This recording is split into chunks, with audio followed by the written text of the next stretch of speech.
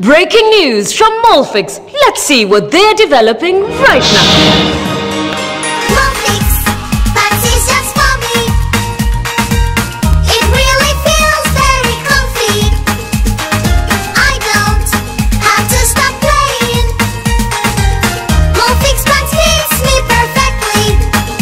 An invention from Molfix just for your baby. Molfix pants with anatomic fit technology. New Molfix pants, an invention from babies for babies. You should also try Molfix. Make a date with us on Monday 15th February as Magical Kenya launches a new set of Magical Kenya signature experiences. We unveil a new face of authentic and unique experiences that represent Africa in one place. Catch the event on NTV Monday from 7:30 p.m. and 10 p.m. Magical Kenya. Embrace the magic. With the Stay Soft refill, saving money is as easy as snip, pour, mix with water and shake. Stay Soft refill. It's 2 liters of Stay Soft for up to 30% less. This looks different. It is. See for yourself. Okay, so it's a photo. Look closer. Photos within photos. What about video? 8K video. Beyond cinema quality. So... You can pull portrait quality photos straight from video. But will it last the whole trip? Battery for the whole trip and the way back. This is different. Told you.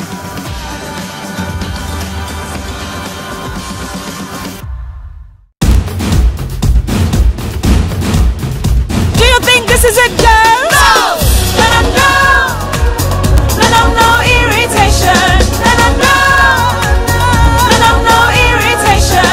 We need a revolution. For the women who deserve more, Moped is now in Kenya and more than 40 countries. With its nylon-free surface, new Moped has unique softness and up to 100% protection. Your skin will love it. Welcome to Good Life, where we are all about you.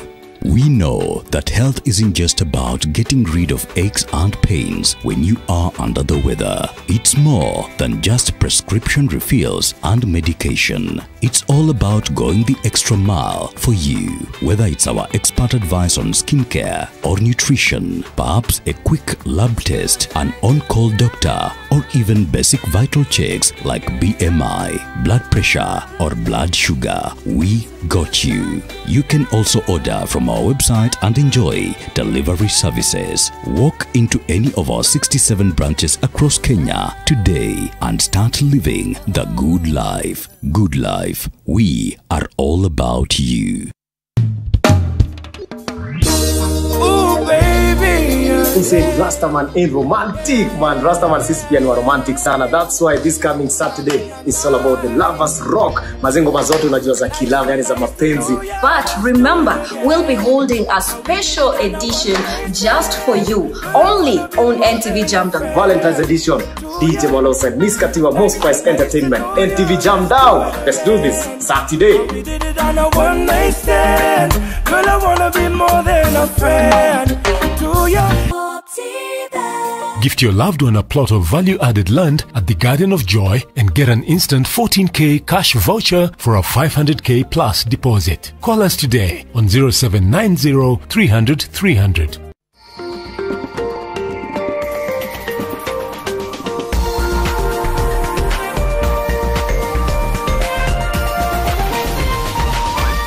This is NTV.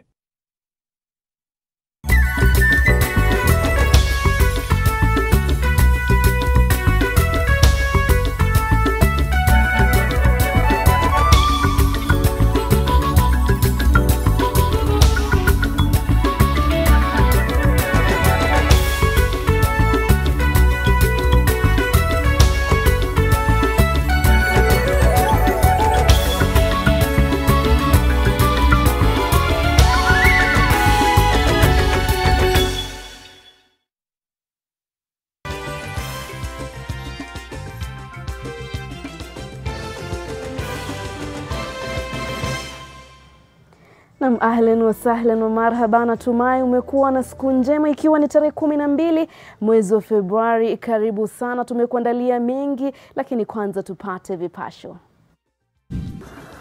Watu 11 waangamia katika ajali mbili za barabarani Nakuru na Kericho. Kama unataka uzuri wake, kae naye. Kama unataja ubaya wake, toka uache wale wengine waendelee. Ondoka iwapo hutaki kujitambulisha na serikali yangu, Rais Kenyatta amwambia naibu wake William Ruto. Umekatakata kichwa, umebonda kichwa, hata huwezi tambua kweli ni nani. Hofu ya tanda Webuye baada ya bawabu kuuawa nyumbani kwa msaidizi wa waziri Eugene Wamalwa.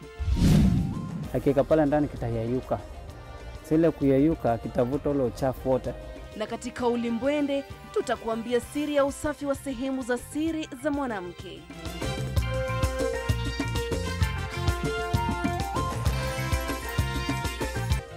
Mubashara kutoka jumba la Nation. Hii ni NTV Weekendi na Nuru Abdulaziz. Na mshukran sana kwa kuchagua kuwa nasi. Mwenzangu wa ishara ni Flora Atieno. Rais Uhuru Kenyatta amemtaka naibu wake William Ruto kujiuzulu kutoka serikalini badala ya kuikosoa akiwa ndani. Rais Kenyatta amesema kuwa Ruto lazima achague kati ya kusalia serikalini na kuunga mkono au kujiondoa. Vincent Odorda taarifa hiyo. Mchana kutwa Rais Uhuru Kenyatta alizuru mitaa kadhaa ya mabanda jijini Nairobi katika ziara ya maendeleo na kukutana na kuzungumza na wananchi. Na ni hapo ndipo Rais Kenyatta alionekana kukerwa mno na naibu wake William Ruto, akimshutumu kwa kudandia maendeleo ya serikali yake ilhali kwa ulimi tofauti akiishambulia akiwa ndani. Sasa Kenyatta amemtaka naibu wake ajiuzulu. Unakuja unasema kwa mdomo mmoja serikali ni mbaya, alafu kwa mdomo mwingine ati tumefanya kama serikali. Kwani serikali ni ngapi? Unajua serikali ngapi Kenya hii? Ni moja ama ni mbili? Si ni moja? Si ni moja? Kama unataka uzuri wake, kae naye.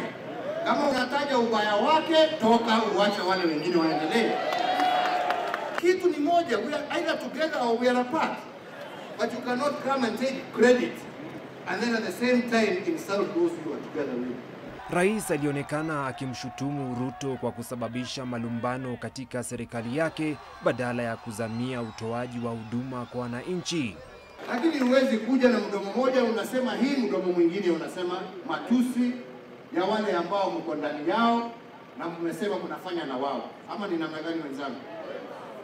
Kwa heshima sio? Tuheshimiane jameni.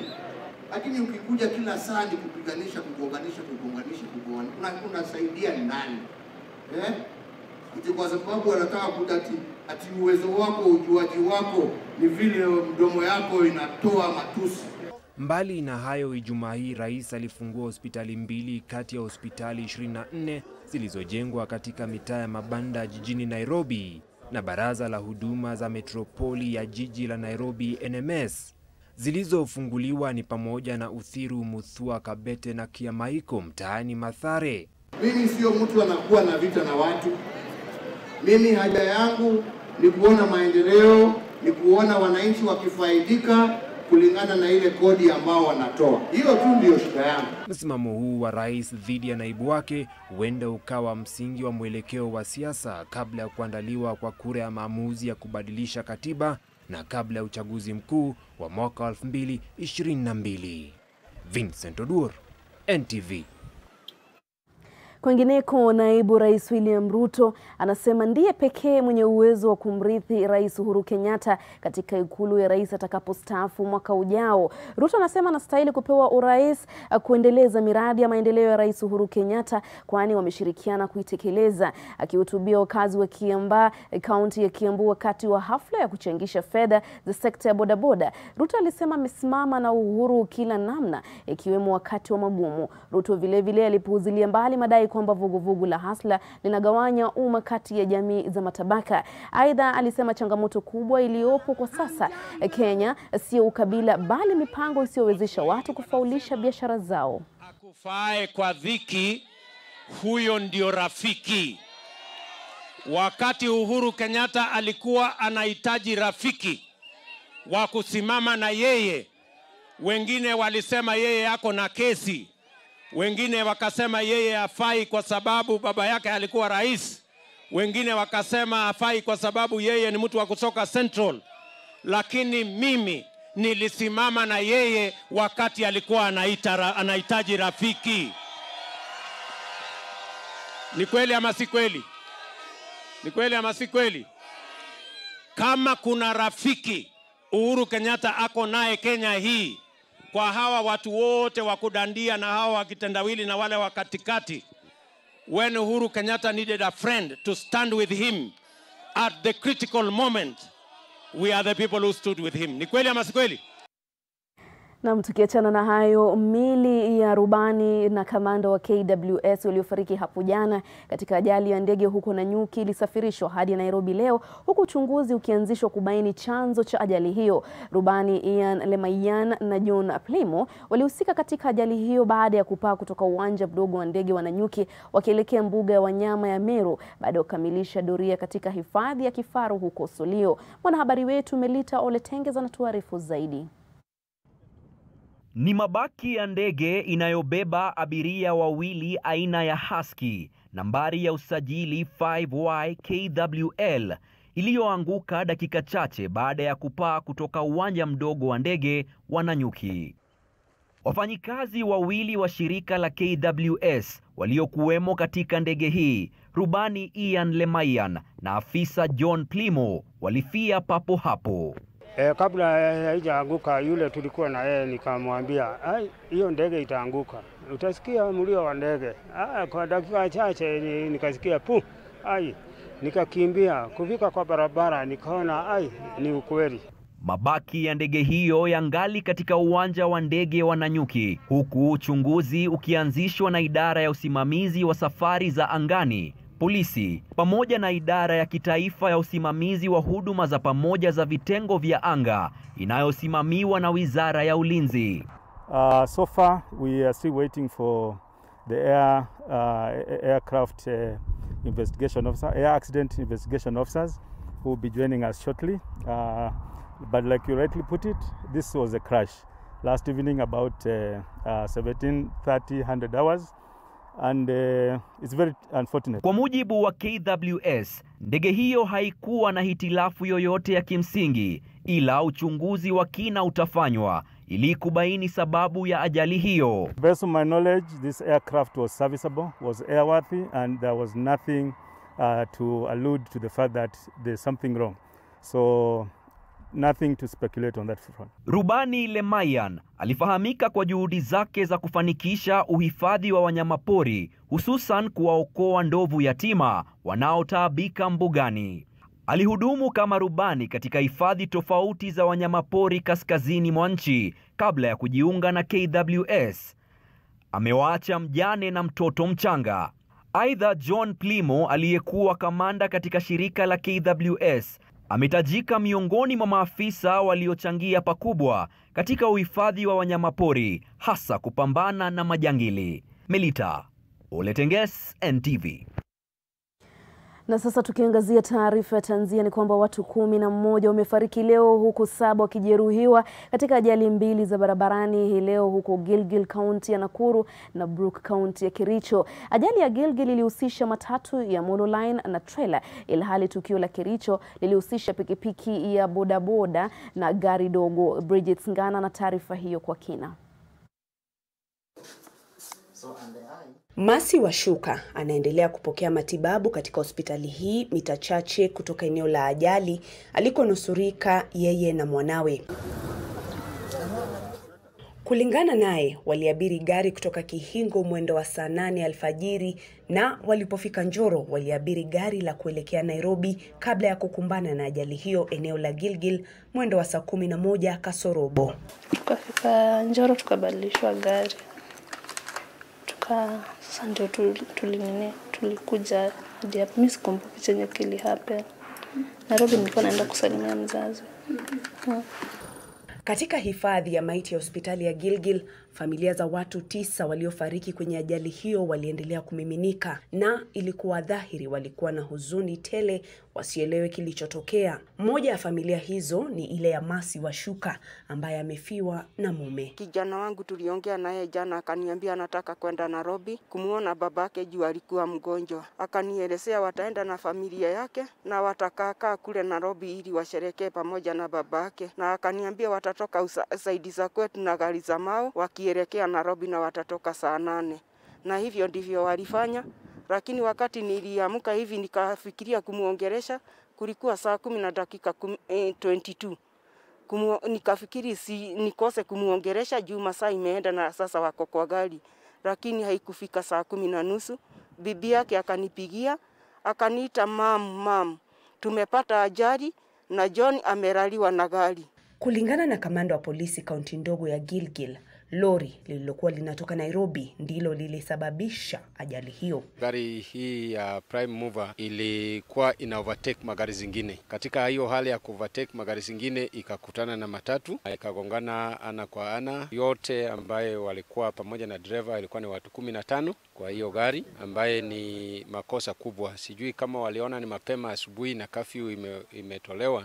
Wakaona saa hiyo pengine hakuna askari barabarani, wakaamua kubeba watu wengi zaidi, kwa sababu inamaanisha ilibeba watu 14 badala ya watu 8. We are asking the drivers to be very, very careful, extra careful when they are on the road, and so that we don't lose such lives as 9 lives in one morning.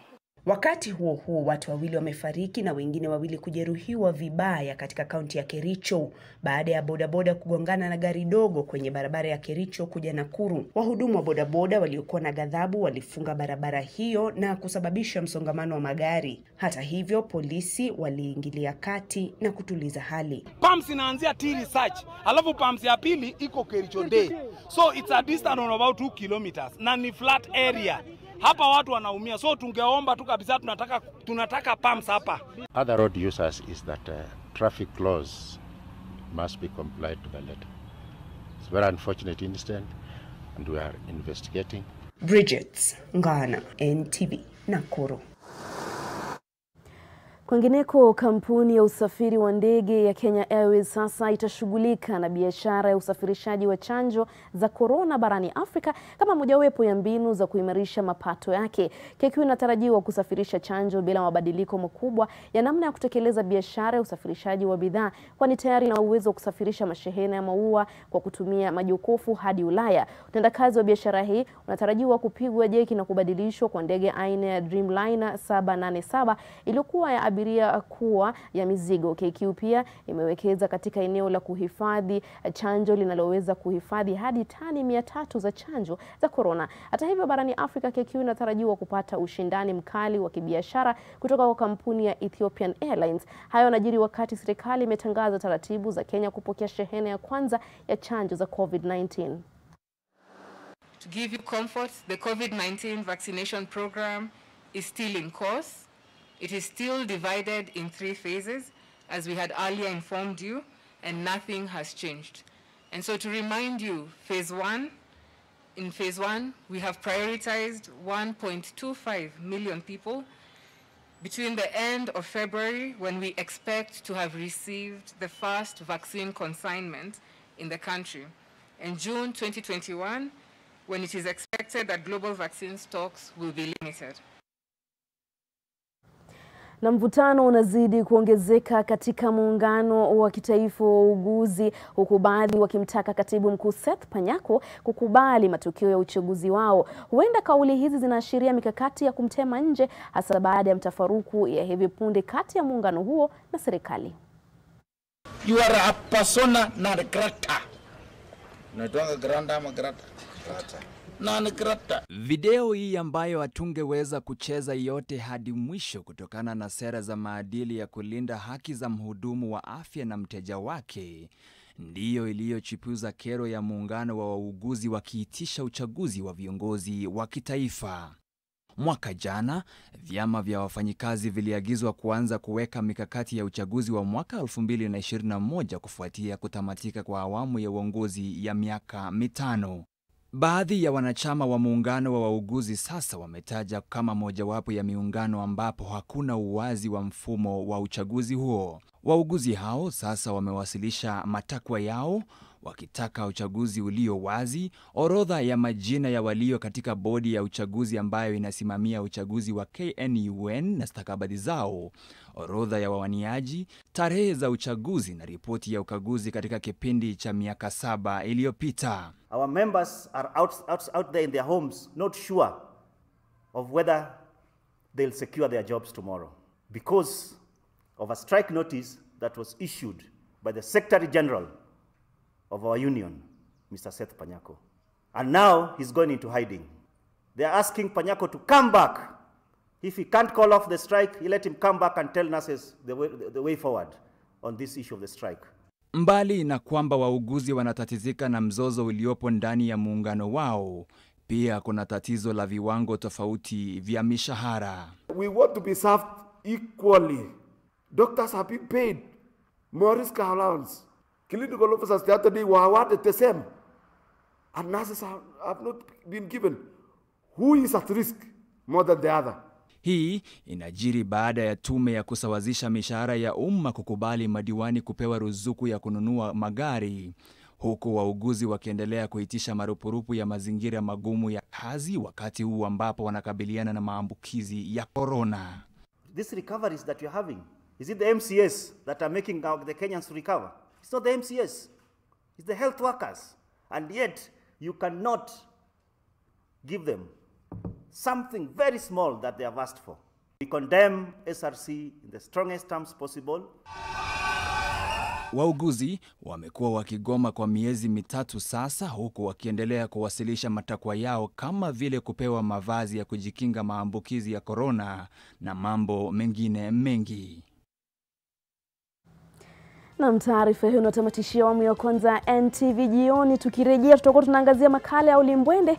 Hii leo mtazamaji, tunaangazia jiwe la shabo ambalo linatumika na wanawake kusafisha sehemu za siri. Usiende mbali.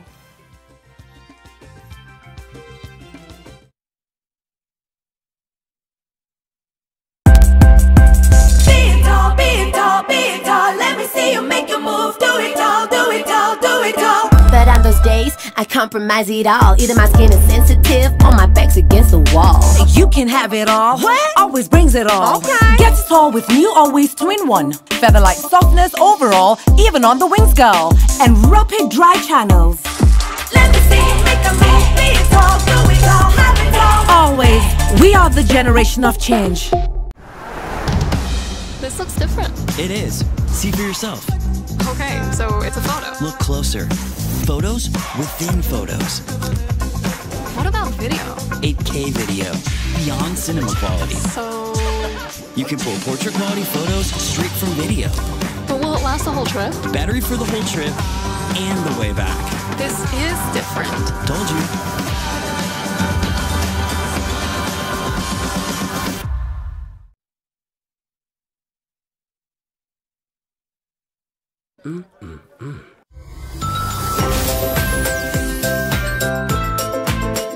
New Tuzo Yogurt Cup. Size yako, bei yako.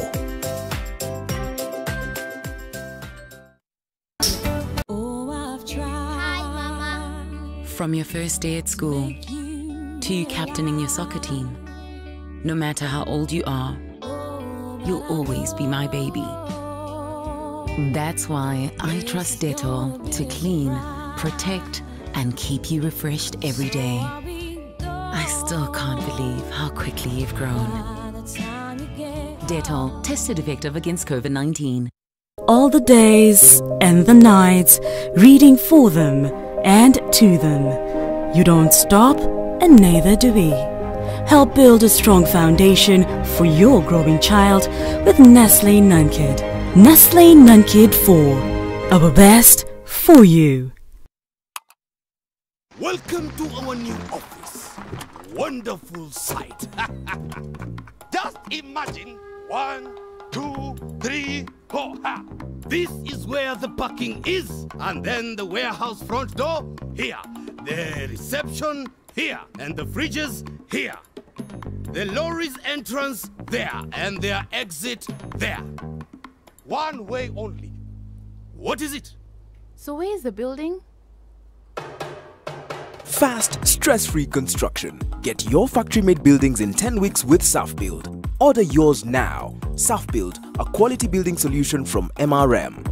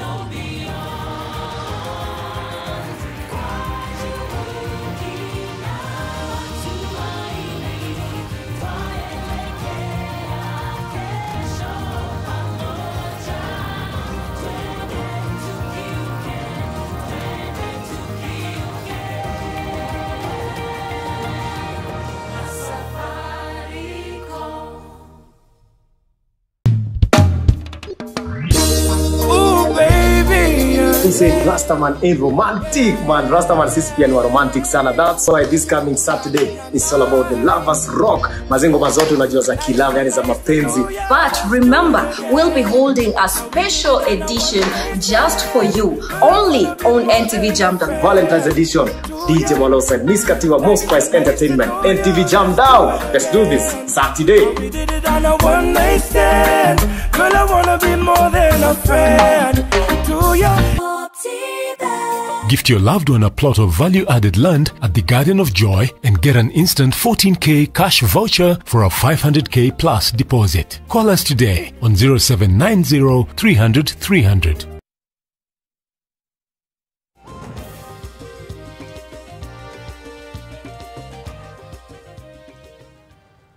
Shukran sana kwa kuendelea kuwa nasi. Harufu nzuri ni mojawapo ya vigezo vya urembo kwa wanawake wengi.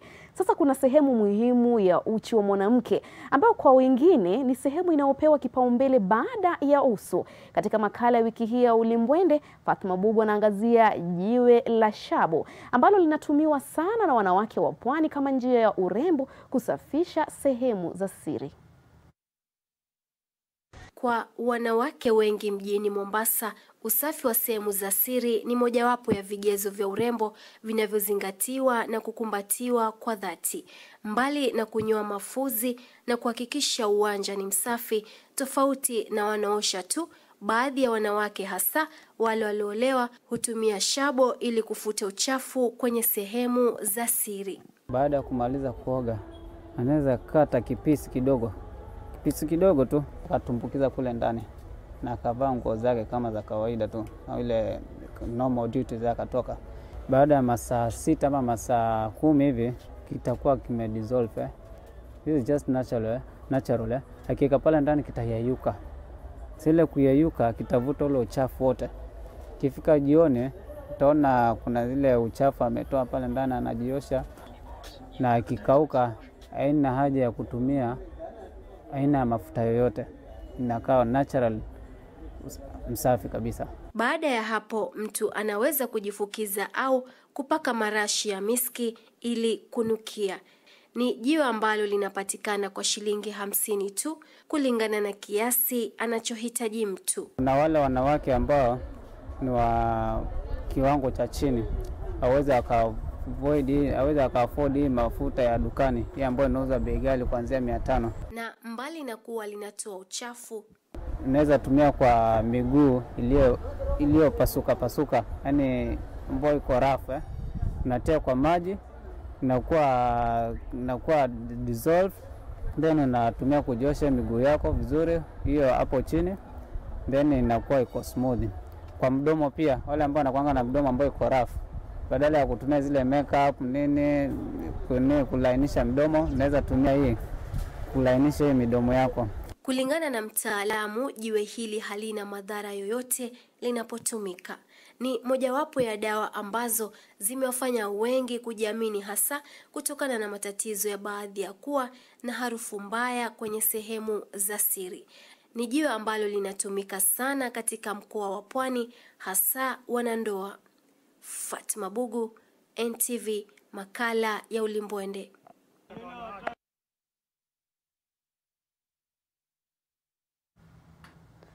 Namshukran sana Fatma Bugu. Tukiendelea na taarifa zetu, washukiwa 5 walionaswa wakipanga njama ya kuvamia matawi ya Voi ya benki za Cooperative na KCB wametiwa mbaroni. Na kwingineko, shirika la Umoja wa Mataifa la chakula na kilimo limeanza kutumia droni kunyunyizia dawa za kuua nzige maeneo tofauti ya Kenya. Rose Wongoi ana maelezo zaidi. Washukiwa 6 wa ujambazi walitiwa mbaroni na polisi mjini Voi baada ya vidokezo kutolewa na umma. Aidha, polisi walifanikiwa kunasa namba kadhaa ya nambari za magari pamoja na magari mawili ambayo inaaminika yalifaa kutumiwa kutekeleza ujambazi. Kamanda wa polisi Taita Taveta Patrick Okeri anasema washukiwa walikuwa na njama ya kuvamia matawi ya benki za Cooperative na KCB mjini Voi. Aidha, rununu 20 na pesa taslimu zilinaswa kutoka kwa washukiwa hao. Shirika la Umoja wa Mataifa la chakula na kilimo FAO limeanza kunyunyiza dawa za kuua nzige katika maeneo tofauti nchini. Hatua hiyo imechukuliwa baada ya wadudu hao kuripotiwa katika kaunti 15 siku 5 zilizopita. Lengo la operesheni hiyo ni kudhibiti wadudu hao kabla hawajazaana upya. Katika kaunti ya Narok, serikali imetoa makataa ya miezi 3 kwa mkandarasi anayejenga barabara za Mlogot Sogo, Tendewet Sapet na Sogo Olulunga kukamilisha ujenzi wa daraja. Katibu wa viwanda Francis Owino amezitaka kampuni za Parabat Saini na Elite Earth Movers kuharakisha ujenzi wa daraja la Ngasiat, kwani inatatiza uchukuzi kwenye barabara hiyo ya kilomita 26 inayokarabatiwa. Kwa shilingi 100 tu. Mawaziri Fred Matiang'i, Mutahi Kagwe, James Macharia, Joe Musheru wamejumuika na Wakatoliki katika dayosisi ya Murang'a leo kwa ibada ya kusherehekea maadhimisho ya nusu karne ya huduma za Askofu Peter Kairo. Kundi la vijana wa Nairobi limeandaa hafla maalum za kutambua vipawa vya kuwezesha baadhi yao kujinufaisha kwa talanta zao. Mshirikishi wa wakfu huo Cynthia Njiru anasema dhamira ya mradi huo ni kuwezesha vijana kutambua taaluma wanaoweza kufanikisha ili kujikimu kimaisha. Tunaenda mapumzikoni, nitarejea na taarifa za spoti.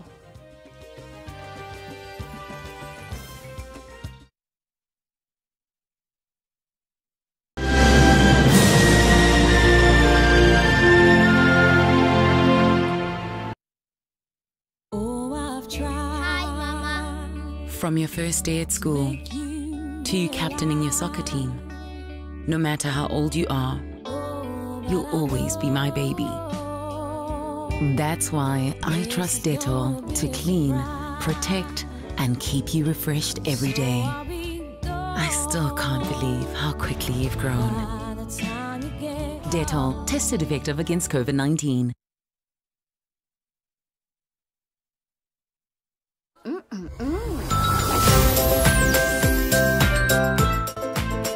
New Tuzo Yogurt Cup. Size yako, bei yako.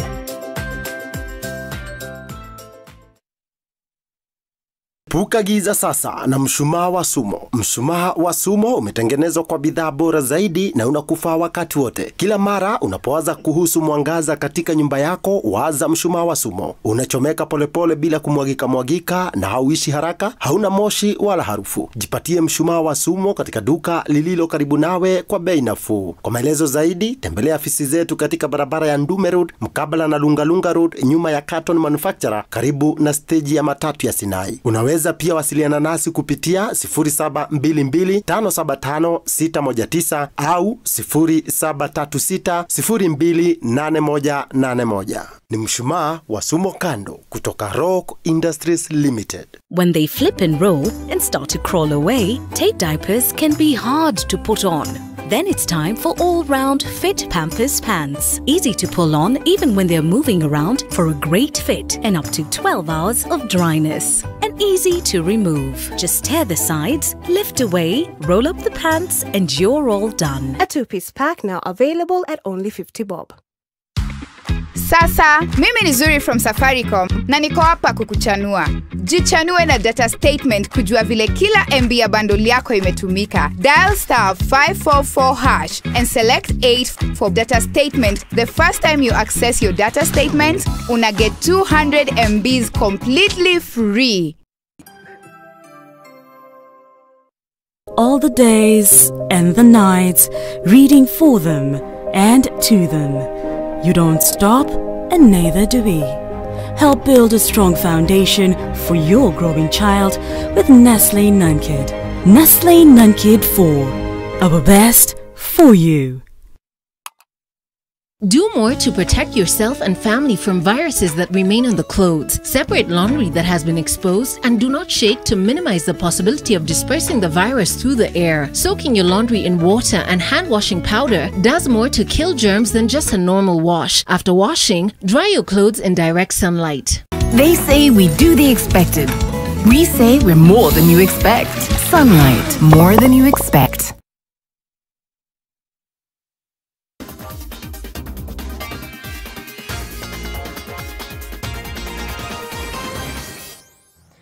Sasa tuangazie yaliyomo viwanjani. Wanariadha wa kimataifa wa Kenya wanang'ang'ania ubingwa wa kitaifa katika mashindano ya kitaifa ya mbio za nyika Jumamosi ijayo uwanjani Ngong Rescues. Timu ya Kenya itakayoshiriki mashindano ya mbio za nyika ya Afrika mnamo Machi 7 huko Lom, Togo itachaguliwa wakati wa mchujo huo wa Jumamosi, ikizingatiwa kuwa hakuna mashindano makubwa ya kimataifa kabla ya Olimpiki. Kinyang'anyiro hicho kitahusisha mashindano ya mbio za kilomita 10 kwa wanaume na wanawake. Miongoni mwa nyingine, bingwa wa kitaifa wa kilomita 10 Kibiwot Kandie atatetea taji dhidi ya Geoffrey Kimworor, Bedan Karoki na Amos Kirui. Bingwa wa dunia Helen Obiri waliyatewala mbio za KDF ameamua kutoshiriki mbio hizo na kuacha ushindani kati ya Chelangat, Aprot na Cheptai.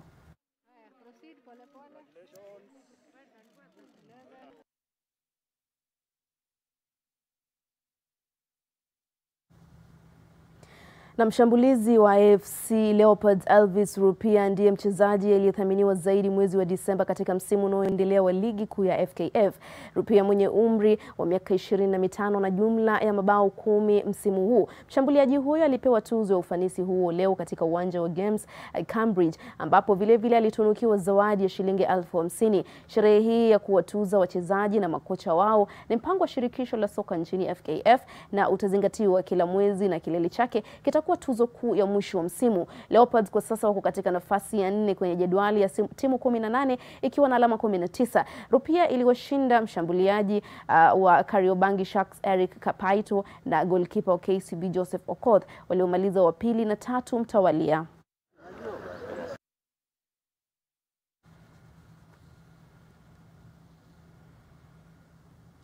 Na mkurugenzi mkuu wa mashindano ya Olimpiki ya Tokyo mwaka 2020 Yoshiro Mori amejiuzulu rasmi leo kufuatia malalamishi kuhusiana na matamshi yake yanayodaiwa kuwadunisha wanawake kijinsia. Mori mwenye umri wa miaka 83 ameondoka madarakani baada ya wiki nzima ya kukosolewa kufuatia matamshi yaliponukuliwa wiki iliyopita, akisema wanawake huzungumza sana katika mikutano badala ya kutoa suluhisho. Maafisa wachezaji na wadhamini wa Olimpiki walikubaliana kwa kauli moja kwamba matamshi hayo hayafai.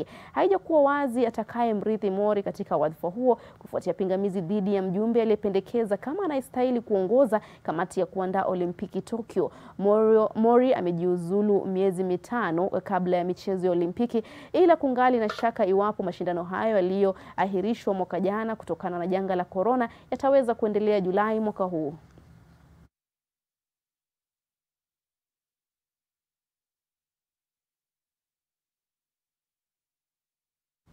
Na mtazamaji, kufikia hapa sina budi kutamatisha NTV jioni. Nitasoma tu maoni mawili hapa kwa sababu ya muda. Omondi Obai anasema Mheshimiwa naibu wa rais akiona nadharauliwa ama amechoka na serikali iliyomweka mamlakani, basi awe muungwana na jiuzulu, maana hata wanandoa waliofanya harusi ya kifahari huachana mambo yanapoenda mrama.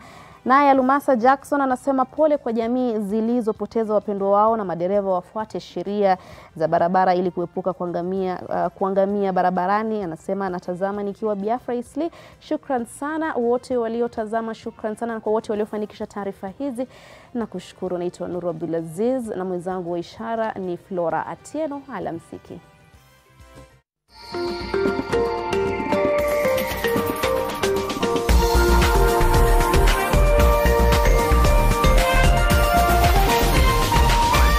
This is NTV.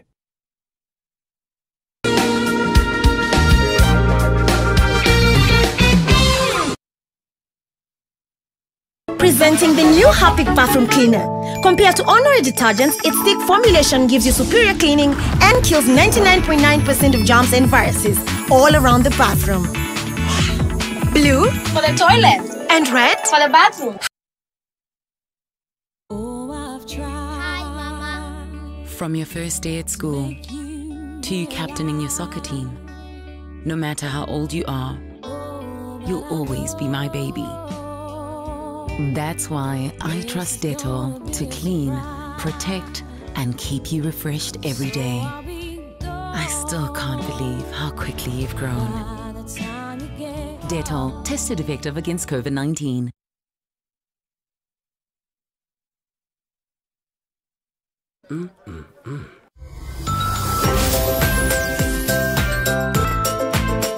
New Tuzo Yogurt Cup. Size yako, bei yako.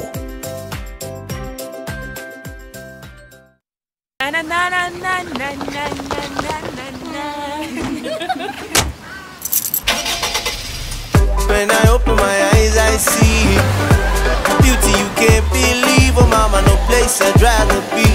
Masikenya duniani hamna kama we, nothing better. Si unapendeza, let the sunshine over you, my love. Your sounds heal my soul, nothing better. Kenya unapendeza, uye ona vile wanashindwa kukata. Inanitosha, inanitosha, inanitosha Kenya. Inanitosha, inanitosha, inanitosha Kenya. Inanitosha Kenya. Inanitosha. There you go. Okay, thank you. Hi there. Selena, it's great seeing you getting so much value for your money. Well, it's important to save as much as you can. You save everywhere. Except for here. This is where you're throwing money down the drain. How? On these cleaning products. Impossible. Harpic 10X. While other cleaners flow away, Harpic 10X's viscous formula in only one round of application gives you sparkling, clean toilet. Harpic, 10 times better cleaning than other cleaning products. And great savings too. How powerful is the healing power of Vaseline? We applied Vaseline jelly to one leaf, the other we left alone. After just a few days, the difference is visible. Nothing locks in moisture better to keep skin restored. That's the healing power of Vaseline.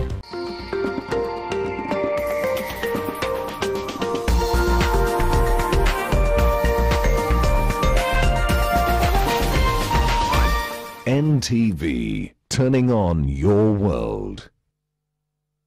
The following program has been rated PG. It may contain scenes unsuitable for children under the age of 10.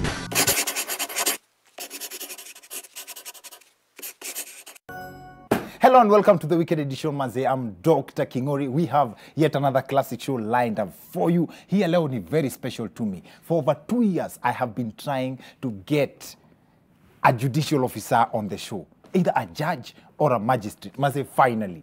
Now, the challenge has always been how strict the rules are for them. Now, for this episode, however, we managed to get the former principal magistrate wa Kiambu, Honorable Brian Haemba, is in the house. We also have our reporter Kenyan Njui on standby with a special guesswork report. We'll be talking to Honorable Brian Haemba in a bit. But first, the wave of high school unrest across the country took a fresh twist this week after teachers at King David Kamama Boys Secondary School, who had gone looking for a matchbox in a student's pocket, ended up finding something else along the lines of fire. A 17-year-old student at King David Kamama High School in Embu was found in possession of a bullet while in school.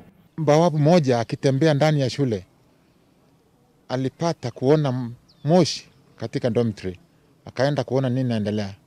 Kufika hapa akaona mwanafunzi mmoja akikimbia. Wote wakaitwa kwa parading ground aweze kuidentify huyo mtoto. katika hiyo harakati ya wanafunzi kufanyiwa search nani anaweza kuwa na kibiriti ama kitu kingine, mmoja wao akapatikana na risasi kwa mfuko. Umeona the county commander hapo anakupigia Kiswahili sanifu, bawabu mmoja. Now, before hata we get into the line of fire, hii shule tukiwa Nguvio Boys ilikuwa inaitwa Kamadhi. Sasa naona imekula filter, inaitwa King David. Anyway, back to the school motto.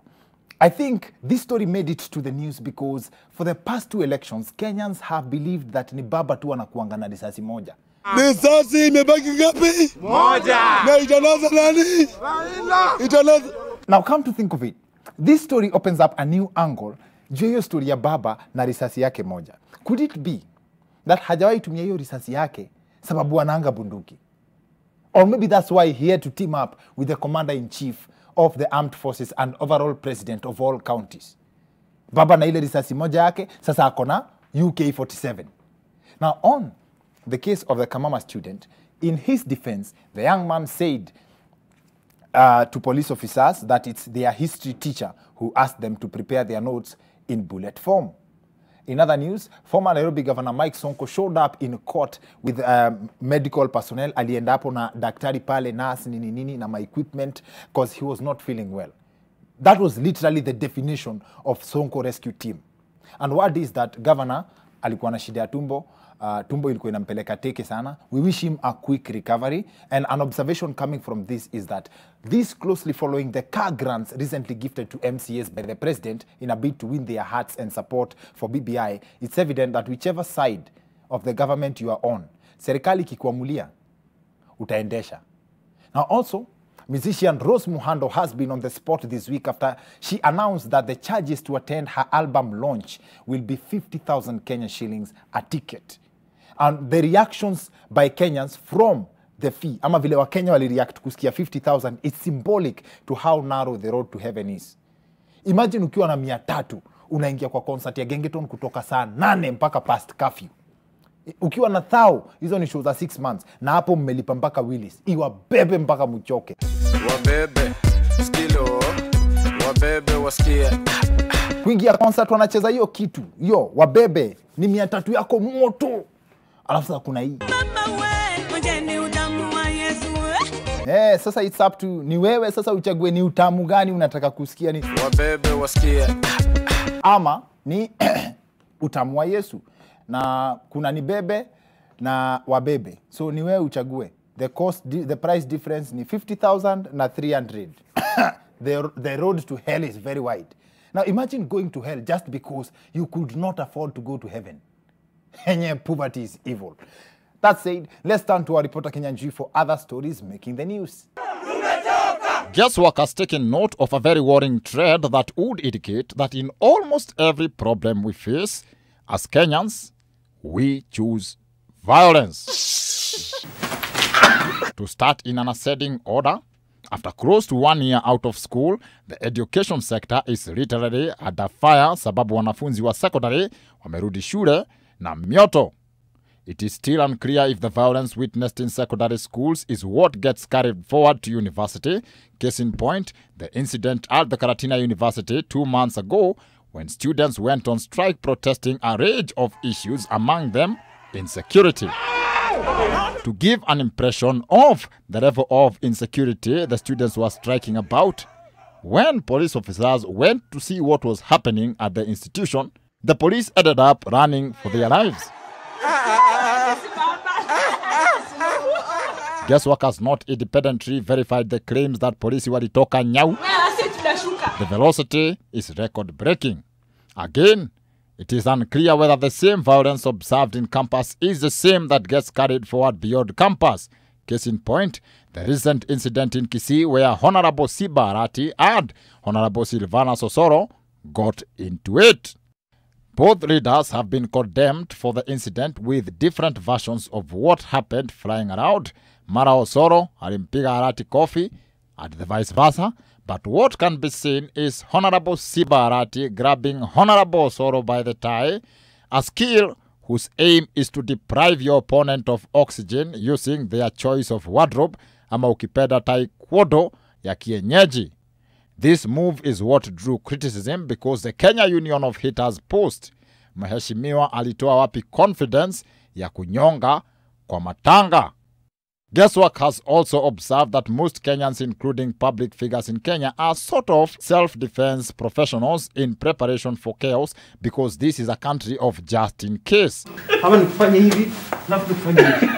We have Detective Jen Mogo, huyu ambaye juzi aliagukia interview ya BBC, and that's just to mention a few.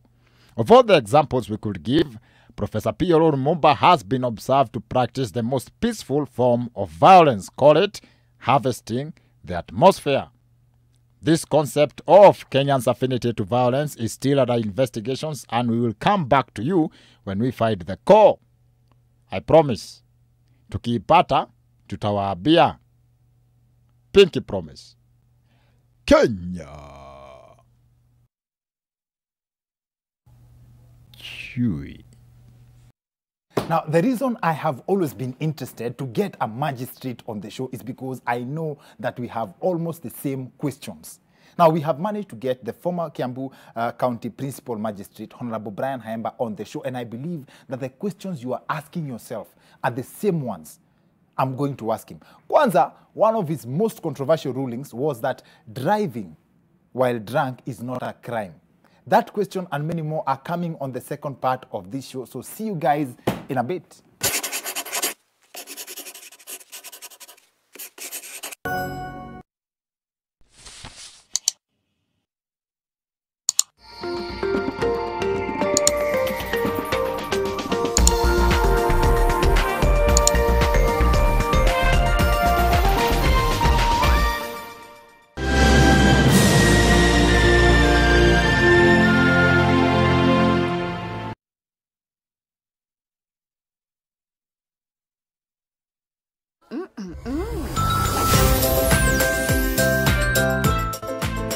New Tuzo Yogurt Cup. Size yako, bei yako.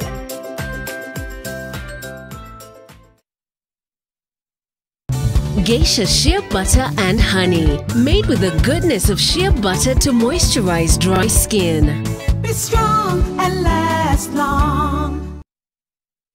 I have to admit, I didn't like Sukuma Wiki when I was growing up, but now I have created a way to make Sukuma Wiki tastier and meatier.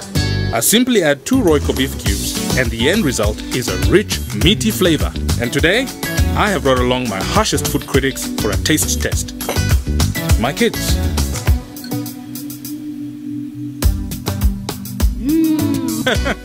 More, please. Royco beef cubes. Add 2 small cubes for a big, meaty taste. From far with you. I even gifted you a magnificent house. Rosa, it's the thought that counts. Please help me. When it comes to fever, you need to be both. Panadol Baby and Infant starts to work on fever in 15 minutes and is gentle on the tummy. Panadol Baby and Infant, tough on fever, gentle on your child. Heaviness and a burning inside, it could be heartburn. Indigestion and heartburn?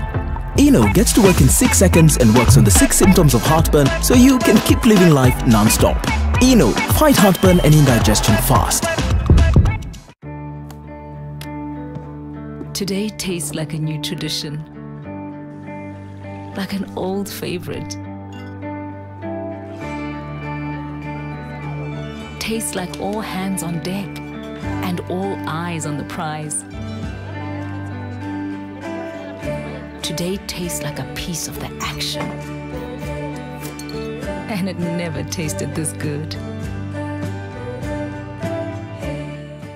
The Nation.Africa Digital Summit is bringing together the continent's most indigenous marketers and business and thought leaders to share relevant knowledge and frameworks for implementing digital-ready roadmaps. This year's summit will be held on the 25th and 26th of February at the Sarova White Sands, Mombasa. Do not be left behind. Join us in this digital transformation journey. Book your slot now. Call 020-3288-523 or 0719-038-523 today.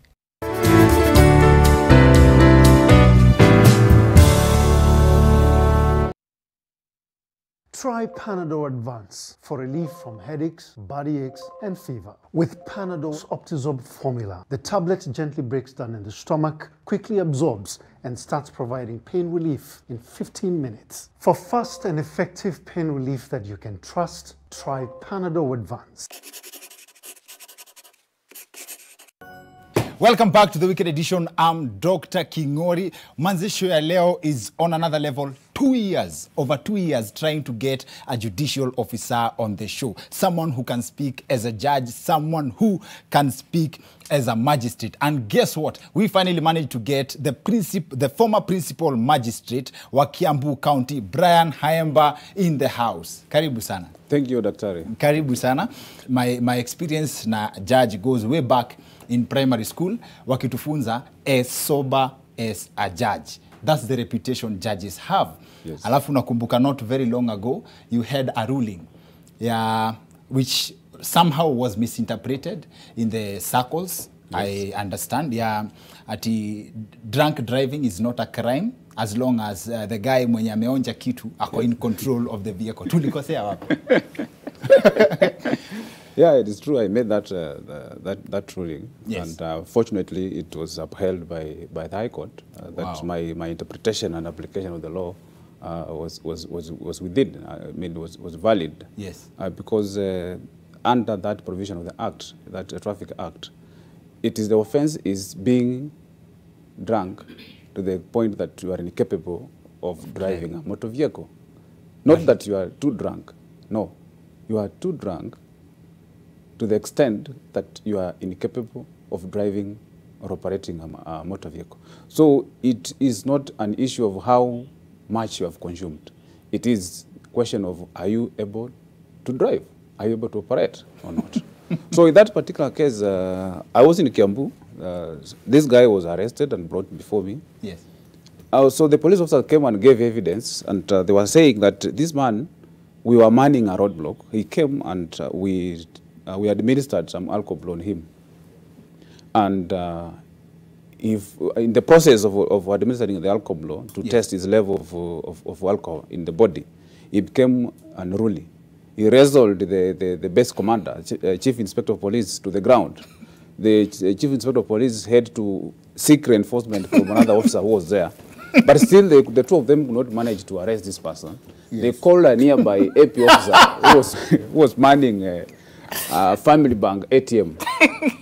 Those the three of them now combined is when they be able to arrest this person. Yes. And therefore my question is, if this person is able to resist arrest and overpower two of you, is a civilian, is not trained, then are you trying to tell me that this person is incapable of driving a motor vehicle?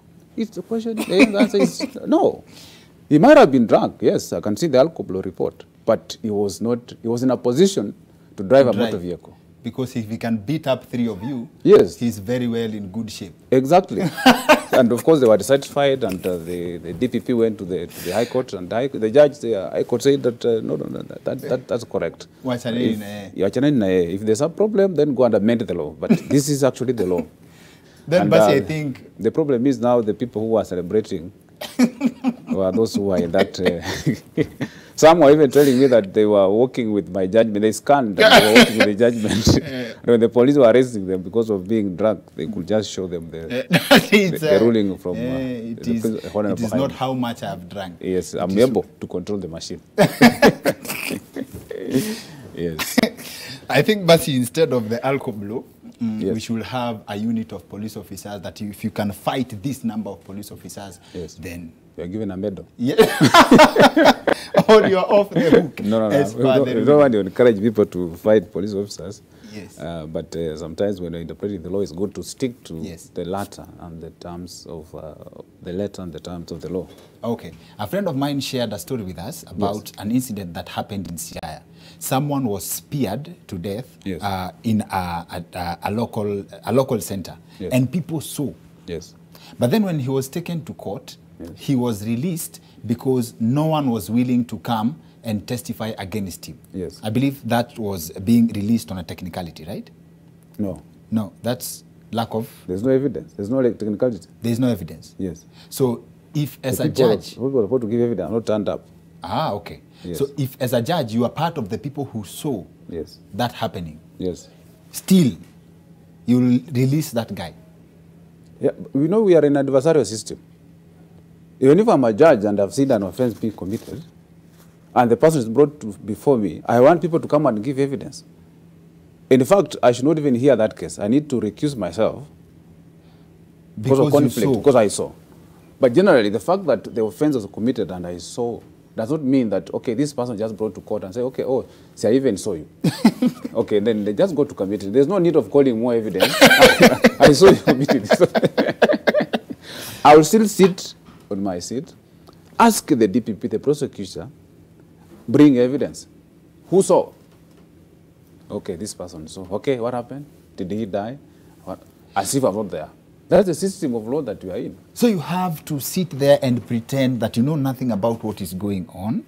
But so if you saw, and the evidence is not strong enough to convict him, then you will still release him despite you seeing them. Yes, and you know, those are what the principles of what we call the Bangalore principles of judicial independence, which one of the principles that you must be impartial, isn't it?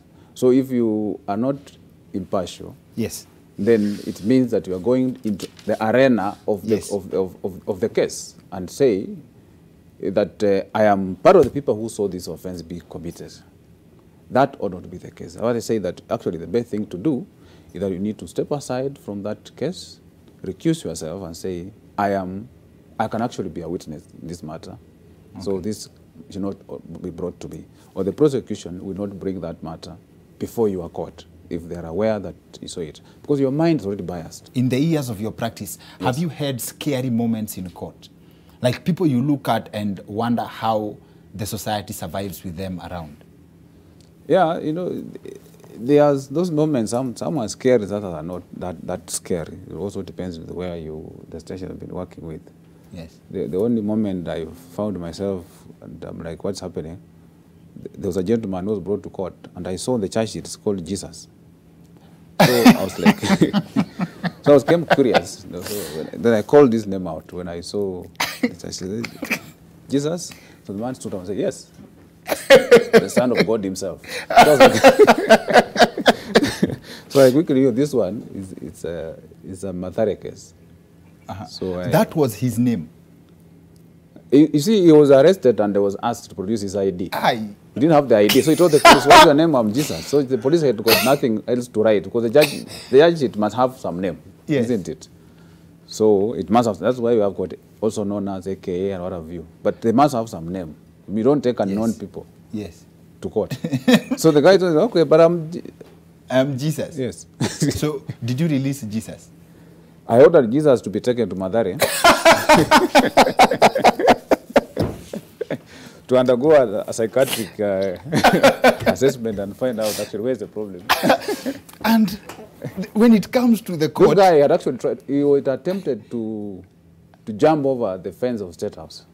He was arrested by those elite... But he was Jesus. You could have allowed him. The police didn't know. They wrote that he was a robber. But you see, even the Bible says that Jesus will come as a thief, isn't it? The police did not know Jesus. And when it comes to the judiciary, people have some of the most weird cases that they bring before a judge.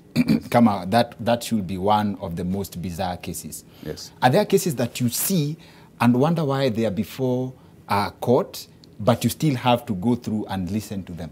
Yeah, they are. You know, Kenyans have become so litigious that I think the new constitution has opened up that space. For litigation. So a small offense, something which can be resolved, ends up in the doorstep of the court. For me, this is what sometimes I could pay people just to get them to negotiate, because I will ask someone has brought a case of theft of farm produce. And what is it? There are 5 avocados. 5 avocados? Yes. They brought someone to court for avocado? Yes, for an offense of stealing farm produce. So I asked the complainant, how much is this? He said it's 150 shillings. Yes. Because now we have got many cases there. Yes. This is a case which you can resolve. If the complainant pays you 150,000, the accused person, will you withdraw that case? Yes. He says, I have no problem if he pays me that much. Yes. Okay? Complainant, accused person, do you have 150 shillings? Say, I don't have. I want to pay for it. Yes, yes, yes. Then I pay and we drop the case and just like that. And it's done. Is that, yeah, but because now we have got cases where people have lost millions for the bank, theft, robbery, the process of robbery, someone died, or what have you. Are we going to an avocado turn up? And he has got 5 witnesses to come and testify. By the time they testify, each avocado has its own witness. Yes. By the time you are done with the case, avocados will have got bad. Isn't it? It will be spoiled. Yes. So what are we doing? And that's why we've been encouraging people to embrace the alternative dispute resolution. Okay. So mambo ingine, go to the elders, village elders, go to the church leaders. Okay. They bring people together and help so that we only the most serious cases ends up in court. Okay. My curiosity that actually inspired my walk, my journey to look for a judicial officer on the show. Yes. I was interested in a line, witness interference. Yes. And witness interference was a case where a witness had been killed. So the case cannot proceed because of witness interference. The same goes to very many cases that are there. But also I understand that witness interference is probably bribing a witness or letting them or talking to someone nicely that they withdraw a case. That's why they have institutions of witness protection, I believe. Yes. But then for me, when it comes to the language of the court, yes, right? Yes. I don't feel like it's heavy enough. Yes. Because putting witness interference, killing someone under that umbrella, and then bribing someone under that umbrella. So you mentioned that there is an explanation behind that. Yes. But are there cases where it's just witness interference and then the case just disappears without the weight of the term witness interference being delved into? You know, when the court is imposing terms of bond, yes, it explains to the accused person or accused persons what ought not to do under witness interference. Because witness interference is a very serious issue that if it is proven, even if you are out on bond, the bond can be cancelled by the court and remain in custody until the case is completed. Yes. So the court always gives the conditions on bond. And under witness interference, they will tell you, don't contact any of the witnesses, either directly or indirectly. Don't send someone to go and talk to them. Don't call them. Don't SMS them. Okay? The court cannot say, don't kill them. Because you see now that one's a separate offense. If you want to go and kill someone, it is murder. Now it is not about witness interference anymore. Yes. You will be arrested and charged with a different offense away from now this particular one. Yes. Okay? So to me that there's nothing wrong because the court has, having explained to you, don't do a number of things. Then you go to the worst and kill the witnesses so that the case is killed. Okay. Yeah, now that one becomes a separate matter. When releasing judgment, yes, the chance that the accused gets, yes, will that count in the final judgment? It's like you came with a written judgment, but based on what they say, for example, the guy who talked about being an orphan, yes, there's an allowance to which they can move you to the extent that they were to get 20 years, but you're like, let me give you 5. So you delete? Yes. You see, the judgment ends at conviction. When you come to court, the judgment is written, typed, printed. It ends to the point, at the point of, I have now looked at everything, I've looked at this, I've analyzed this, I've looked at your defense and your evidence and your witnesses, and I am convinced that you are guilty as charged, and therefore convict you. That's so the this end. One comes that will be the end of the typed judgment. Okay? Now, that's conviction. If there's conviction, then there's sentence. Now, having convicted you, okay? Yes. Now, I offer you a chance to mitigate. Okay. You understand? Yes. Now, that's when you see now, the judge is right. Writing. Writing. Now, just after the conviction, in addition to now the type 2 judgment. Yes. Then after the mitigation, you ask the prosecutor if the prosecutor has got previous records. Yes. Of criminal liability or criminal convictions on the accused person. You also record. Then now you give sentence. So that will be the notes after. The proceedings after the conviction. Yes, now that's done now in the open court. Yeah. Now you finalize. So then now you can go and rewrite and retype. Now so whatever someone says, when they are given a chance to defend themselves, the final, like if you have anything else to say, could count. It could help in the final.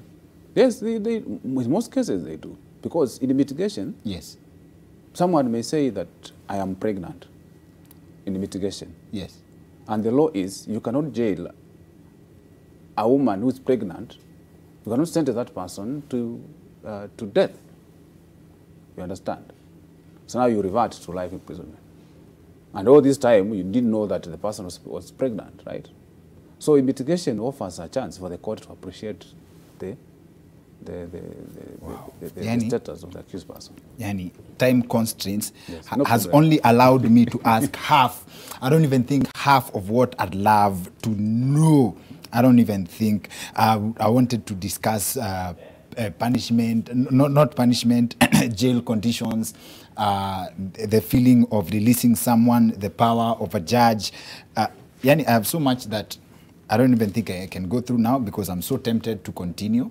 So if you can allow, right on set, can you allow us to invite you again for another part of this? No problem. We can have for the second and a third and a fourth part. Manze, thank you. Honorable Brian Haemba, he also practices, he's now back to practice as a lawyer. So you are back to the other side of the bench. Mheshimiwa Judge, I am begging. You have to beg in court. Right? Lawyers are beggars. So you are... No, but I practiced before, so I'm back to my first love. Yes, that's where the journey began. I think we can all agree that we need to extend this to another episode. We are actually very, very happy to invite you again. Your invitation is open. We'll check with your schedule to see how soon we can have you back. But otherwise, asante sana for honoring our invite. Thank you. Salamu ya thank you, Doctor. Shukran. Asante sana. That's it for the weekend edition. See you next week. My name is Dr. Kingori.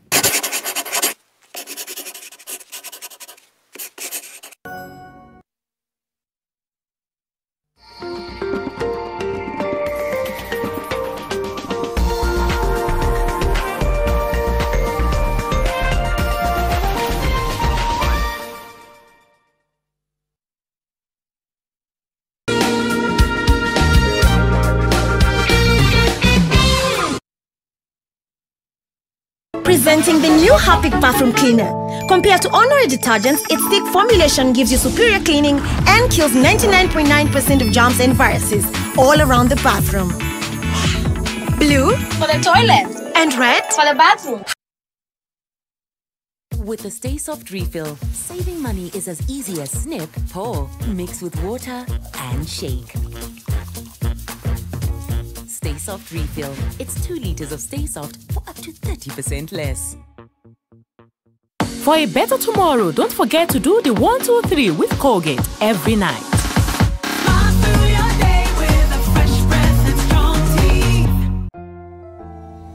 At the first sign of pain, you need a solution that you can trust to provide effective relief and is gentle on the stomach. Try Panadol Advance for relief from headaches, body aches, and fever. With Panadol's Optizorb formula, the tablet gently breaks down in the stomach, quickly absorbs, and starts providing pain relief in 15 minutes. For fast and effective pain relief that you can trust, try Panadol Advance. This has been Medifax for Panadol.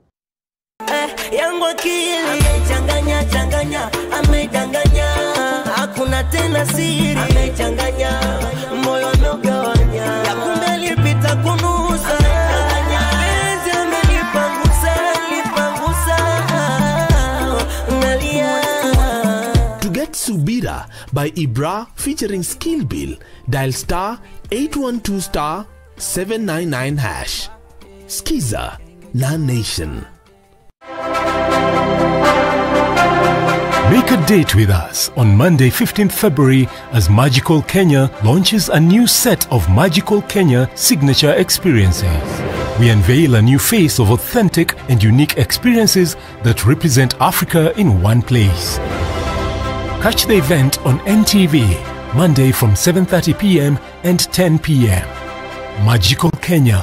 Embrace the magic.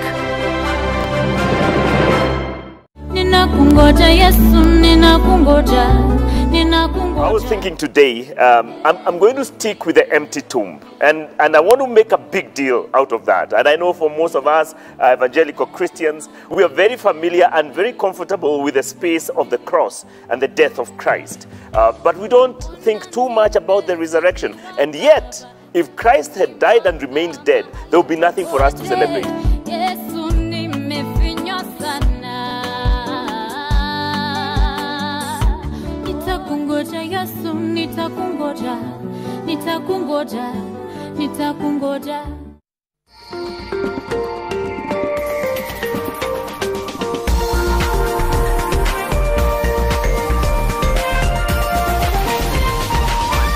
This is NTV.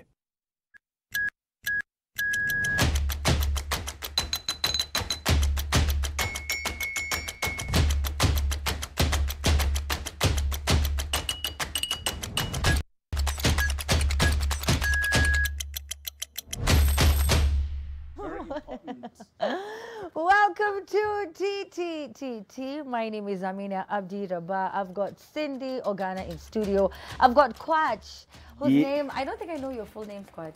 You don't? No, I don't think I It's do. not important. Nick, Kwach, no, I mean, I know it's Kwach Nick. is- No, but like, I know Cindy's like 4 names. Yes.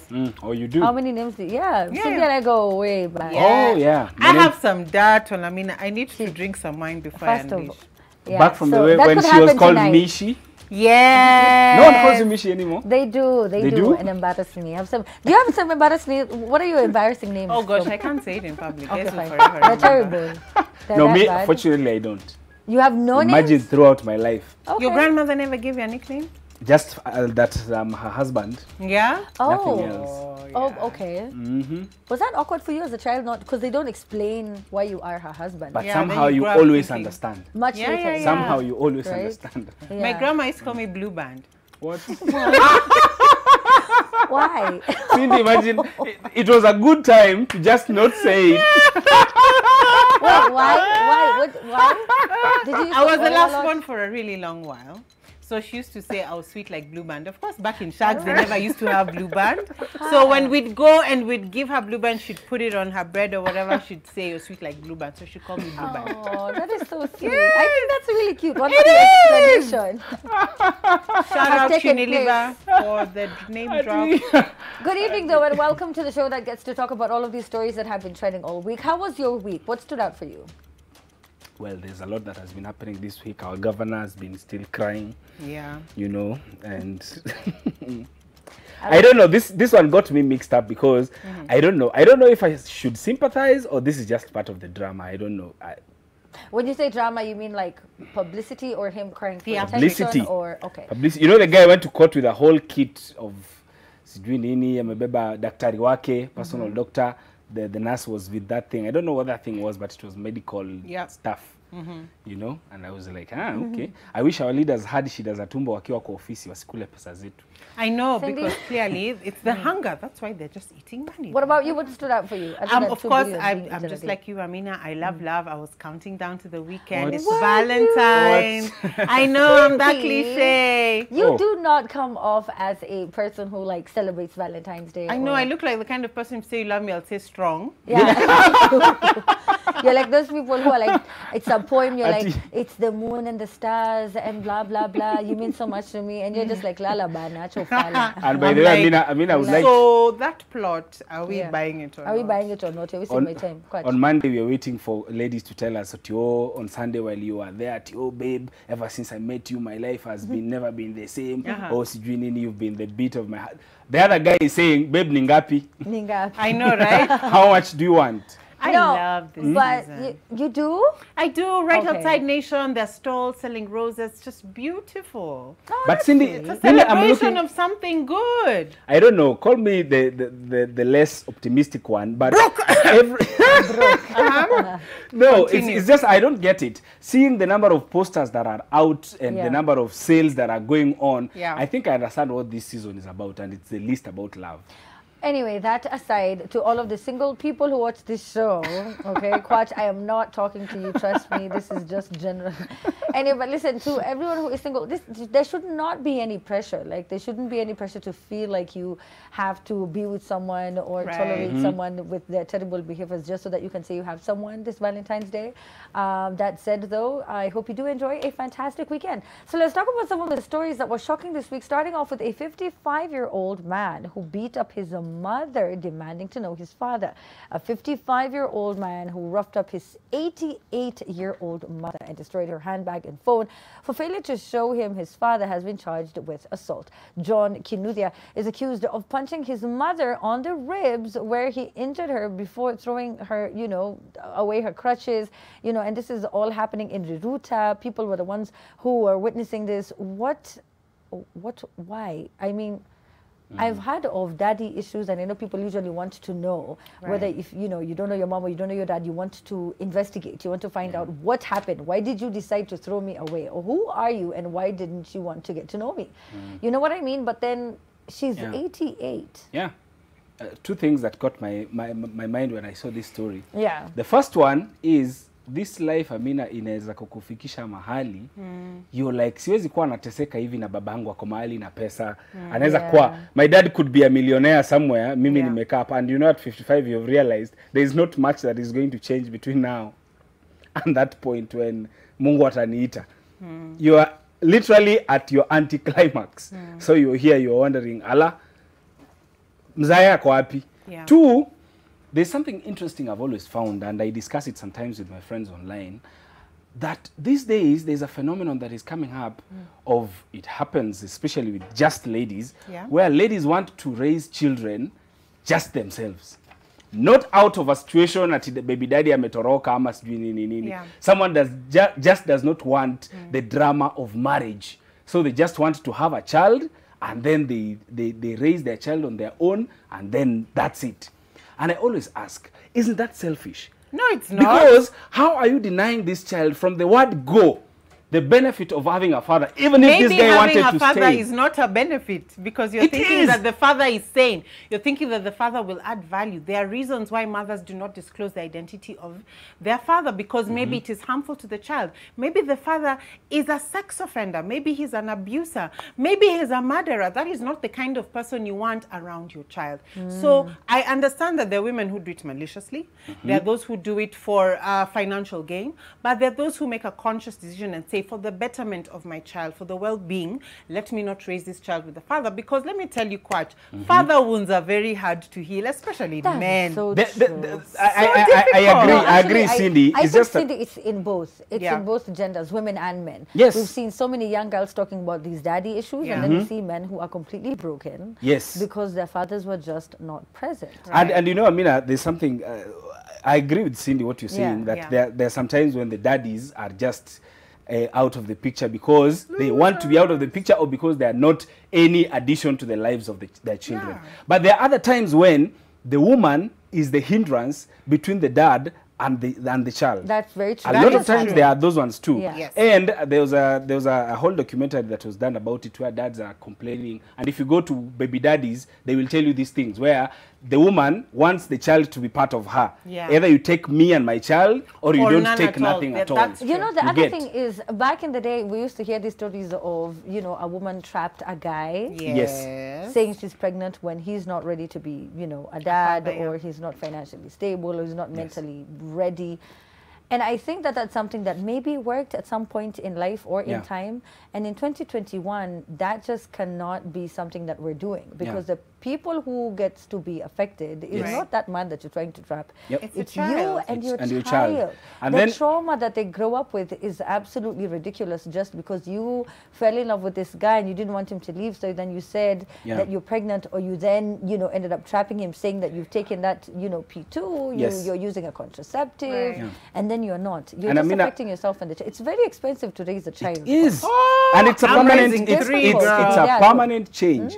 There's a small story I wanted to share about a South African guy who said he was trying to advise women, and coming from the perspective of a child who was raised by an irresponsible father. And he was trying to say that his mother never let him, he protected him from the father. The mother let him be to see who the father was. So every day the father would promise, I'm coming, I'm bringing you this and this, then he would not show up. So the guy would go to the road waiting for the father, he would not show up every day.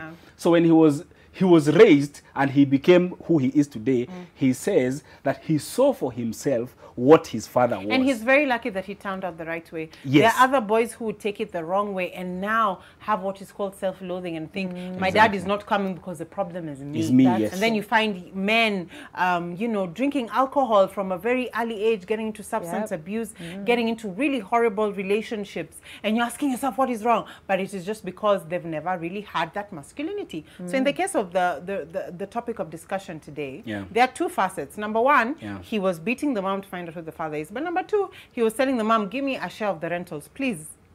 Now, this is another issue about raising a child by your own, because I was a single mother for a long time, and you can actually fall into this pattern of overcompensating for the lack of the father by spoiling the child. I mean, by the time a 55-year-old man says, give me these rentals so that I can make money, there's a bit of mommy's boyism. And now what I feel is we're raising a lot of mommy's boys because, you know, I don't know if you guys know this, Kenya has the highest rate of single mothers in East and Central Africa.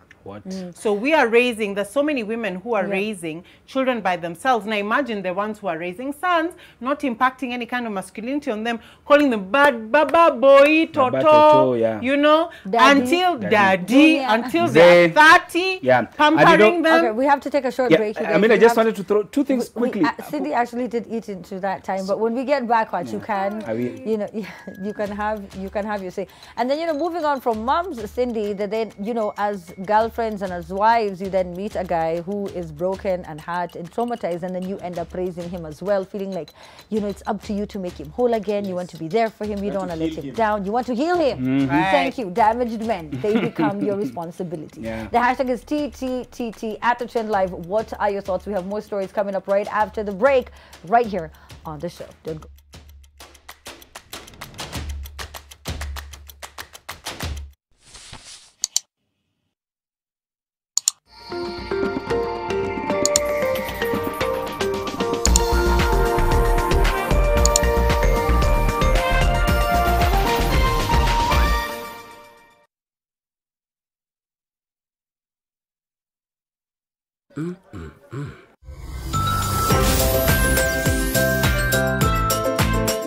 New Tuzo Yogurt Cup.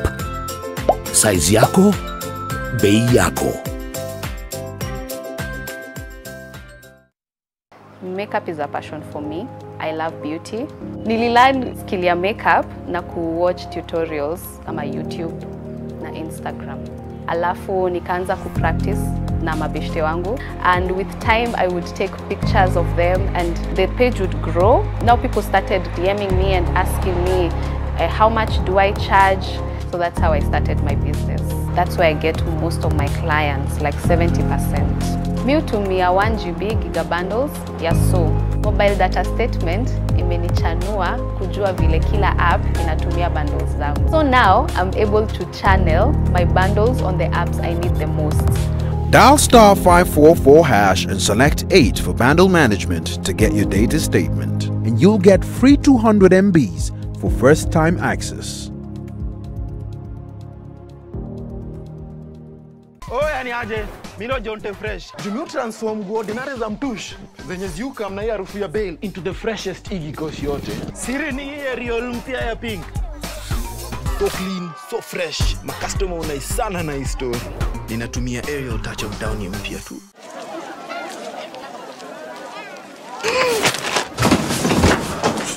Do your gums hurt? Yeah. Does your toothpaste contain sage, eucalyptus, myrrh, chamomile? All that in one toothpaste? Yes, try Colgate Herbal. Colgate Herbal contains nature's best herbs and Colgate's fluoride technology to give you strong teeth and healthy gums. Ah, Colgate Herbal. Let's go.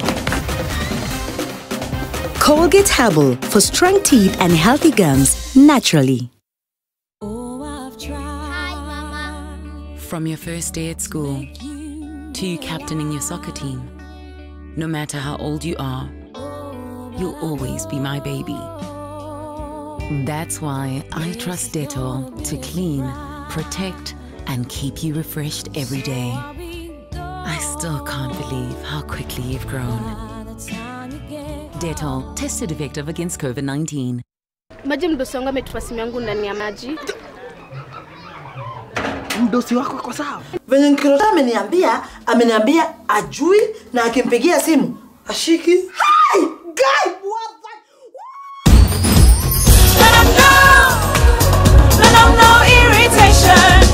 For the women who deserve more, Moped is now in Kenya and more than 40 countries. With its nylon-free surface, new Moped has unique softness and up to 100% protection. Your skin will love it.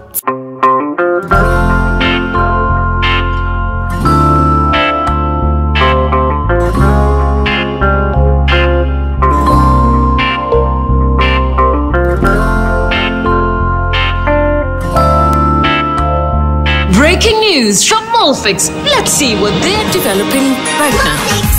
That is just for me. It really feels very comfy. Molfix pants with anatomic fit technology. New Molfix pants, an invention from babies for babies. You should also try Molfix. Today tastes like a new tradition, like an old favorite. Tastes like all hands on deck and all eyes on the prize. Today tastes like a piece of the action. And it never tasted this good.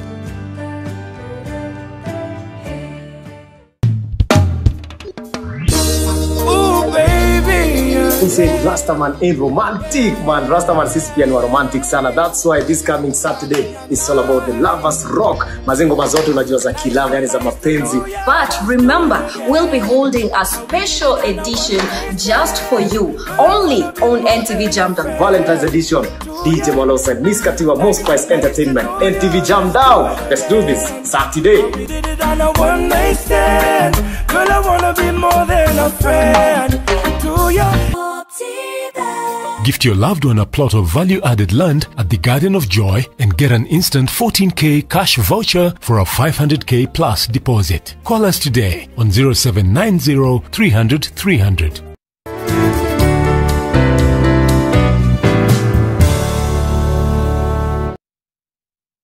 Try Panadol Advance for relief from headaches, body aches, and fever. With Panadol's Optizorb formula, the tablet gently breaks down in the stomach, quickly absorbs, and starts providing pain relief in 15 minutes. For fast and effective pain relief that you can trust, try Panadol Advance.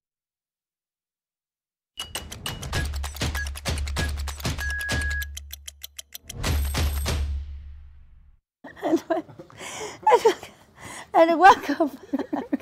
I mean, welcome to Titi. Titi, let me tell you, there's so many things that happen during these commercial breaks. It's a lot. Quatch and Cindy it's flexible. need to get their act together.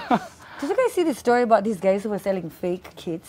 Fake HIV kits. I don't know if you saw that. 3 traders have been charged with selling fake HIV Uni-Gold test kits and exporting the same to Guyana in South America. Eric Ndungu, Mwangi, Jones Olwach, and Robert Ndroy denied 3 counts of selling fake HIV test kits. This isn't the first time you hear Kenyans involved in selling some of these fake, items. Why is this the name? there's some things shouldn't be counterfeit, HIV especially. Yeah. Because, you know, and I'm hoping people haven't, you know, sort of like purchased. Yes, exactly. What I like is that there's a lot of awareness these days, to the point where when people are dating and they meet in all these funny sites, the first thing that they do is they go for a HIV test. So imagine if you've gone for a HIV test and it's fake and it shows probably somebody is negative and they're positive. It's really, really a horrible thing. There was a time when, I can't remember, but there was a member of parliament who was agitating for there to be legislation that if you lie about your HIV status and you infect somebody, that it is tantamount to going to prison, because it's disclosing false information. It's endangering somebody's life. Yeah. So imagine now they're false. I think HIV. I think it's even a crime. You cannot knowingly affect anyone with any disease if you had the chance to stop it before you did. To infect. Infect is the word I mean. And I like that. I like what you're saying, Kwach, because you know right now we are in campaign season, and it's really bothering me that there are people who are campaigning for next year, and they are willingly putting citizens at risk by allowing them to crowd together, no social distancing, no wearing masks, all in the name of pushing an agenda. You know, yesterday I saw there was something that was happening in Baringo, both inside and outside. Right. Inside, that's where the Kawaida showmen were doing their thing. Right. And outside, there was a whole crowd of people that was waiting out there. They had to be tear gassed. They went all the way past curfew time. Right. And I was wondering, this is what someone is being impeached for all the way in the other land. But anyway, this thing about selling fake HIV kits. Yes. You guys know the kind of drama, stigma, and everything that comes after you know the results of this thing. Yes. Of course, these days it's better that if you're positive, there's a way out. But imagine telling someone they're positive, they have to go through all this acceptance process, and then they come out and find that it's not true. It's a lie. You know, it's and a lot of this, like HIV, these terminal kind of illnesses, it is the knowledge of knowing that you have it that sometimes can put you in harm's way. Yeah. You are just okay, and then unajua, for example, because it comes with association. Psychological also things. Yeah. And also, even the other way, when you're told that you do not have it, and you do have it, that still puts you in harm's way. Yeah. Because you're not taking care of yourself, you're there living life carefree, or whatever it is you're doing, and putting others also in harm's way. So it's not, they should be jailed. Yeah, they really should. It's terrible. Now, something else that's terrible was this story that went viral not only here in Kenya, but also just globally. Last week, a 40-year-old Tessica Brown, and this story was so big, of Louisiana, revealed on social media that a month ago, she ran out of, there's this spray, there's a glue spray that people use on their wigs. Like right before I come here on the trend, you're just there spraying. But anyway, so listen, the thing is, the corridor, sorry, she ran out of glue spray, and then she was like, you know what? Maybe I could seal my hair with Gorilla Glue Spray adhesive instead, which is a permanent moisture resistant heavy-duty adhesive that's meant for fabric, paper, wood, metal, and this was the outcome. Yeah.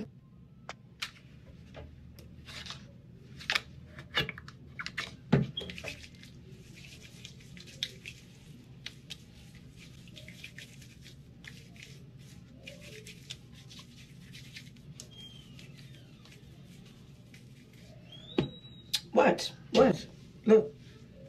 Look, y'all, look. Look, you wipe it off and nothing happens. Like, this is the life that I'm living at this point. Like, this is the life that I guess I'm gonna have to live. Yeah. Look.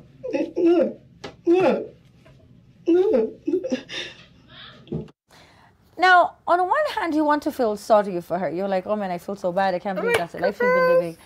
But then, Gorilla Glue is found. It's like 10 times stronger than super glue. In a very different side of the supermarket. You know the way, like, all these aisles, right? Like, there's that aisle that sells like sanitary pads. There's one that sells like lotion. There's one that sells like toys. There's one that sells like, you know, pet food. So you have like dog food at camp. Then there's that section where they sell hardware stuff. Right. You know what I mean, Quatch? Like they sell cement. They're selling, you know, nails, like, nails, hammers, and scissors, and you and not scissors, but like. And when you walk there, unatoa jembe unaeka kando, and then you pick the glue there. Unachukua hiyo jembe, unajaribu kukata kucha nayo kwa sababu haujapata nilikata. That's a very good analogy. And there's talk of her suing Gorilla Glue as a company, saying that they didn't specify that, you know, that it can't be used. It's common sense. If you read the comments around the world, everyone is saying she must not be the kushema na kutenda, the sharpest tool in the shed. I'm a River Lake Nile, so this SS thing just doesn't work for me. It's too much. Gorilla Glue is 10 times stronger than our local super glue. I mean, even if you see the ad, it's like, you know, they use like a mock gorilla and you stick something on the wall and the gorilla is trying to shake it and nothing moves. She put it on her hair. It's absolutely ridiculous. She's very lucky she's in the States, because, you know, if she's here in Kenya, she'd just die. You know, they did surgery, though.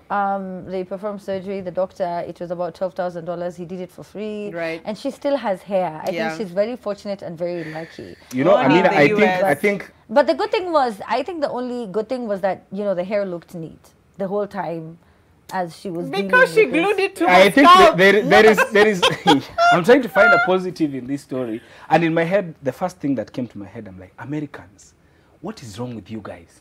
I know, like in the last few years, the kind of decisions you've been making, I know, I don't know, labda nikienda embassy nitaulizwa maswali. So you think she voted for Trump? That is what they're saying about us, because remember when COVID just struck, and organizations were donating sanitizers, but people were drinking it. Yes, yes. Because bars were closed, they're like, you know, when I drink it, I get high. So Americans are to Gorilla Glue, like Kenyans are to sanitizers. We drink. They took bleach, so they can't blame us. But that is technically true. Also, you know, our founding father, the three things he was fighting when he came into the office was poverty, disease, and ignorance.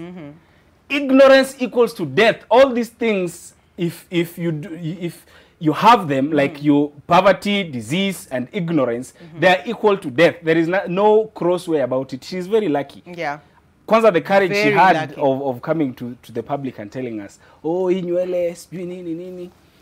But no, anyway, I think she was in shock at the time. You know, sometimes you do things. And she thought, you know, Americans where think you do something that's dumb and you're just like, "Sa nilikuwa nafanyana, nilikuwa nafikiriana kwa So nini, the kwa nini, word why? on the street is Why? she did it for publicity, because immediately after her Instagram was certified, verified, and then she put her email address for booking. So guys are like, bookings for what? So You know what? To it's be honest, actually that for just fame. I'm really shocked. That's a new law. If she did this, Kiki. Ay, jamani, people. so need the to glue calm was down. quatach Are you serious? fame. Like Okay. she could have really injured. You know what? It's fine. Whatever. It's fine. No, you I have can't to do believe what it you would gotta be do. fake. I can't believe that. would And be then fake. she had to be I have, black. I have really bad news. You see, this lady and her Gorilla Glue hair and thinking that doesn't really affect us, but 4.5 billion car grants for MCAs. It's been approved, and we have doctors on, you know, who've been fired recently. We have nurses who are on strike. I can't believe it. The hashtag is TTTT. Let's get back. Let's read some of your comments about that story, even though we've not touched on it, and then some more that are coming up right after the break. Do not go anywhere. More of TTTT when we get back.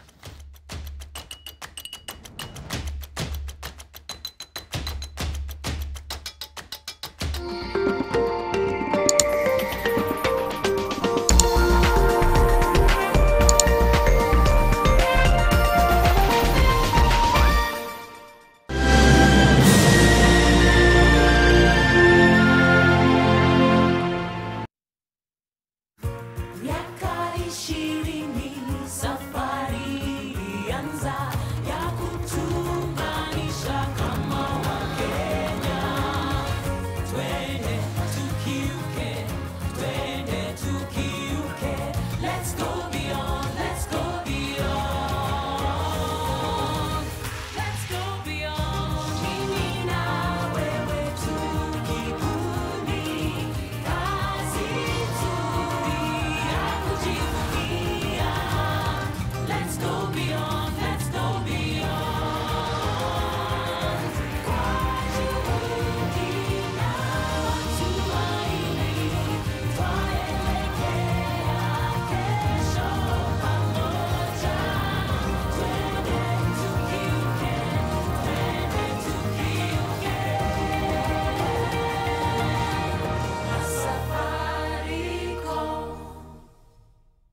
Do more to protect yourself and family from viruses that remain on the clothes. Separate laundry that has been exposed and do not shake to minimize the possibility of dispersing the virus through the air. Soaking your laundry in water and hand washing powder does more to kill germs than just a normal wash. After washing, dry your clothes in direct sunlight.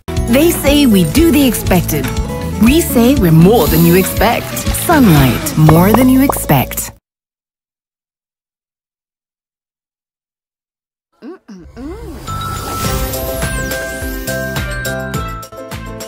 New Tuzo Yogurt Cup. Size yako, bei yako.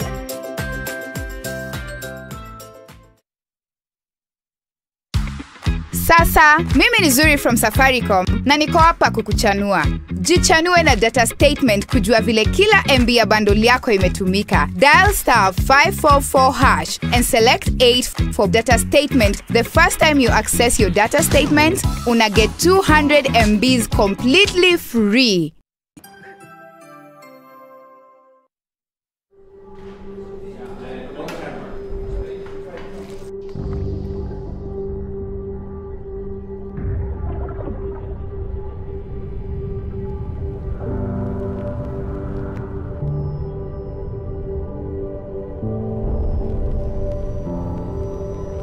Beat sensitivity pain fast with Sensodyne Rapid Action for clinically proven relief in 60 seconds.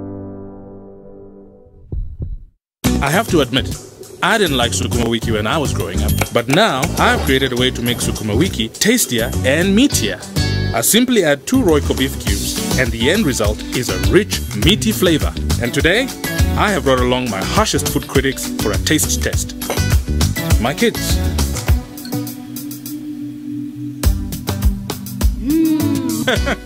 More, please! Royco beef cubes. Add 2 small cubes for a big, meaty taste. When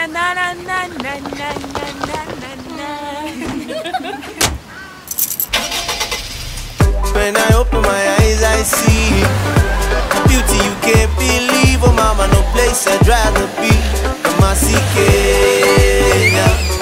Duniani hamna kama we, nothing better. Si unapendeza. Let the sun shine over you, my love. Your sounds heal my soul. Nothing better. Kenya unapendeza. Uye ona vile wanashindwa kukata. Inanitosha, inanitosha, inanitosha Kenya. Inanitosha, inanitosha, inanitosha Kenya. Inanitosha Kenya. Inanitosha. All the days and the nights, reading for them and to them. You don't stop, and neither do we. Help build a strong foundation for your growing child with Nestle Nunkid. Nestle Nunkid 4. Our best for you.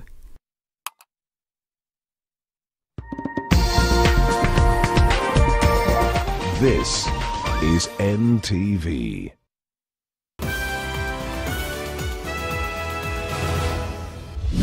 Tonight, the evolving and degenerating Uhuruto presidency.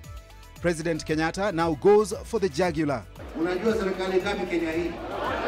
Ni moja ama ni mbili? Moja. Si ni moja? Si ni moja? Kama unataka uzuri wake, kae naye. Kama unataja ubaya wake, toka uache wale wengine waendelee. Wakati Uhuru Kenyatta alikuwa anahitaji rafiki wa kusimama na yeye, lakini mimi nilisimama na yeye wakati alikuwa anahitaji rafiki. Of friends, foes, fights and falsehoods.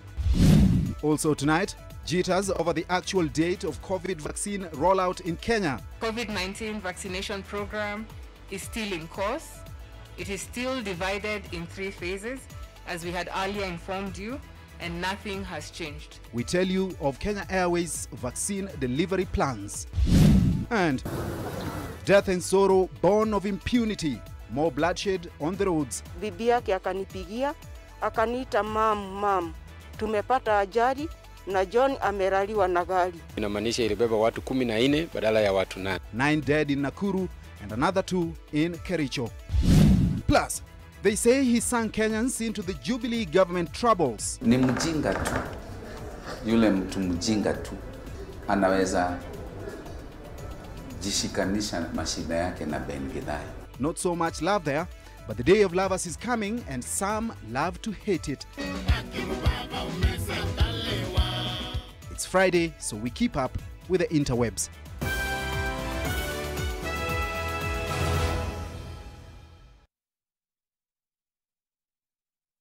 When they flip and roll and start to crawl away, Tate diapers can be hard to put on. Then it's time for all-round fit Pampers pants. Easy to pull on even when they're moving around for a great fit and up to 12 hours of dryness. And easy to remove. Just tear the sides, lift away, roll up the pants, and you're all done. A 2-piece pack now available at only 50 bob. Like every mother, I'm worried about dangerous insects, especially mosquitoes, which spread diseases like malaria to my loved ones. This year, I'm not afraid. I'm using Mortein Doom. Mortein Doom All Insect Killer provides protection in seconds. Not even a single mosquito is spared, because even one mosquito bite can cause malaria. Mortein Doom provides protection in seconds. How powerful is the healing power of Vaseline? We applied Vaseline jelly to one leaf, the other we left alone.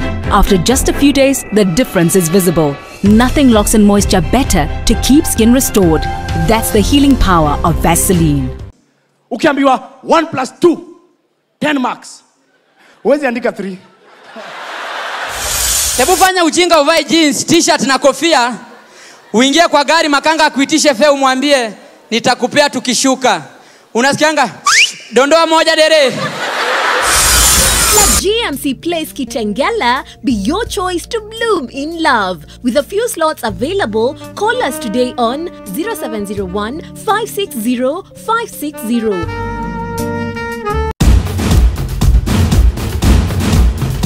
Do you think this is it, girls? No! Let them know! Let them know irritation! Let them know! Let them know irritation! We need a revolution! For the women who deserve more, Moped is now in Kenya and more than 40 countries. With its nylon-free surface, new Moped has unique softness and up to 100% protection. Your skin will love it. Breaking news from Molfix. Let's see what they're developing right now.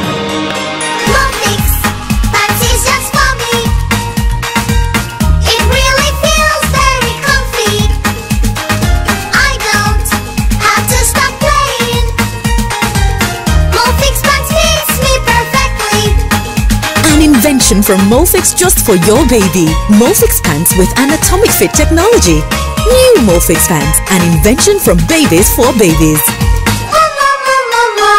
You should also try Molfix.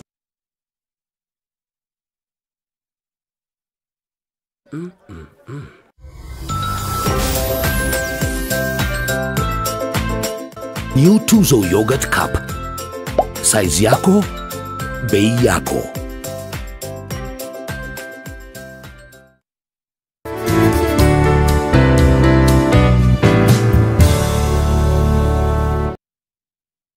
Try Panadol Advance for relief from headaches, body aches, and fever. With Panadol's Optizorb formula, the tablet gently breaks down in the stomach, quickly absorbs, and starts providing pain relief in 15 minutes. For fast and effective pain relief that you can trust, try Panadol Advance.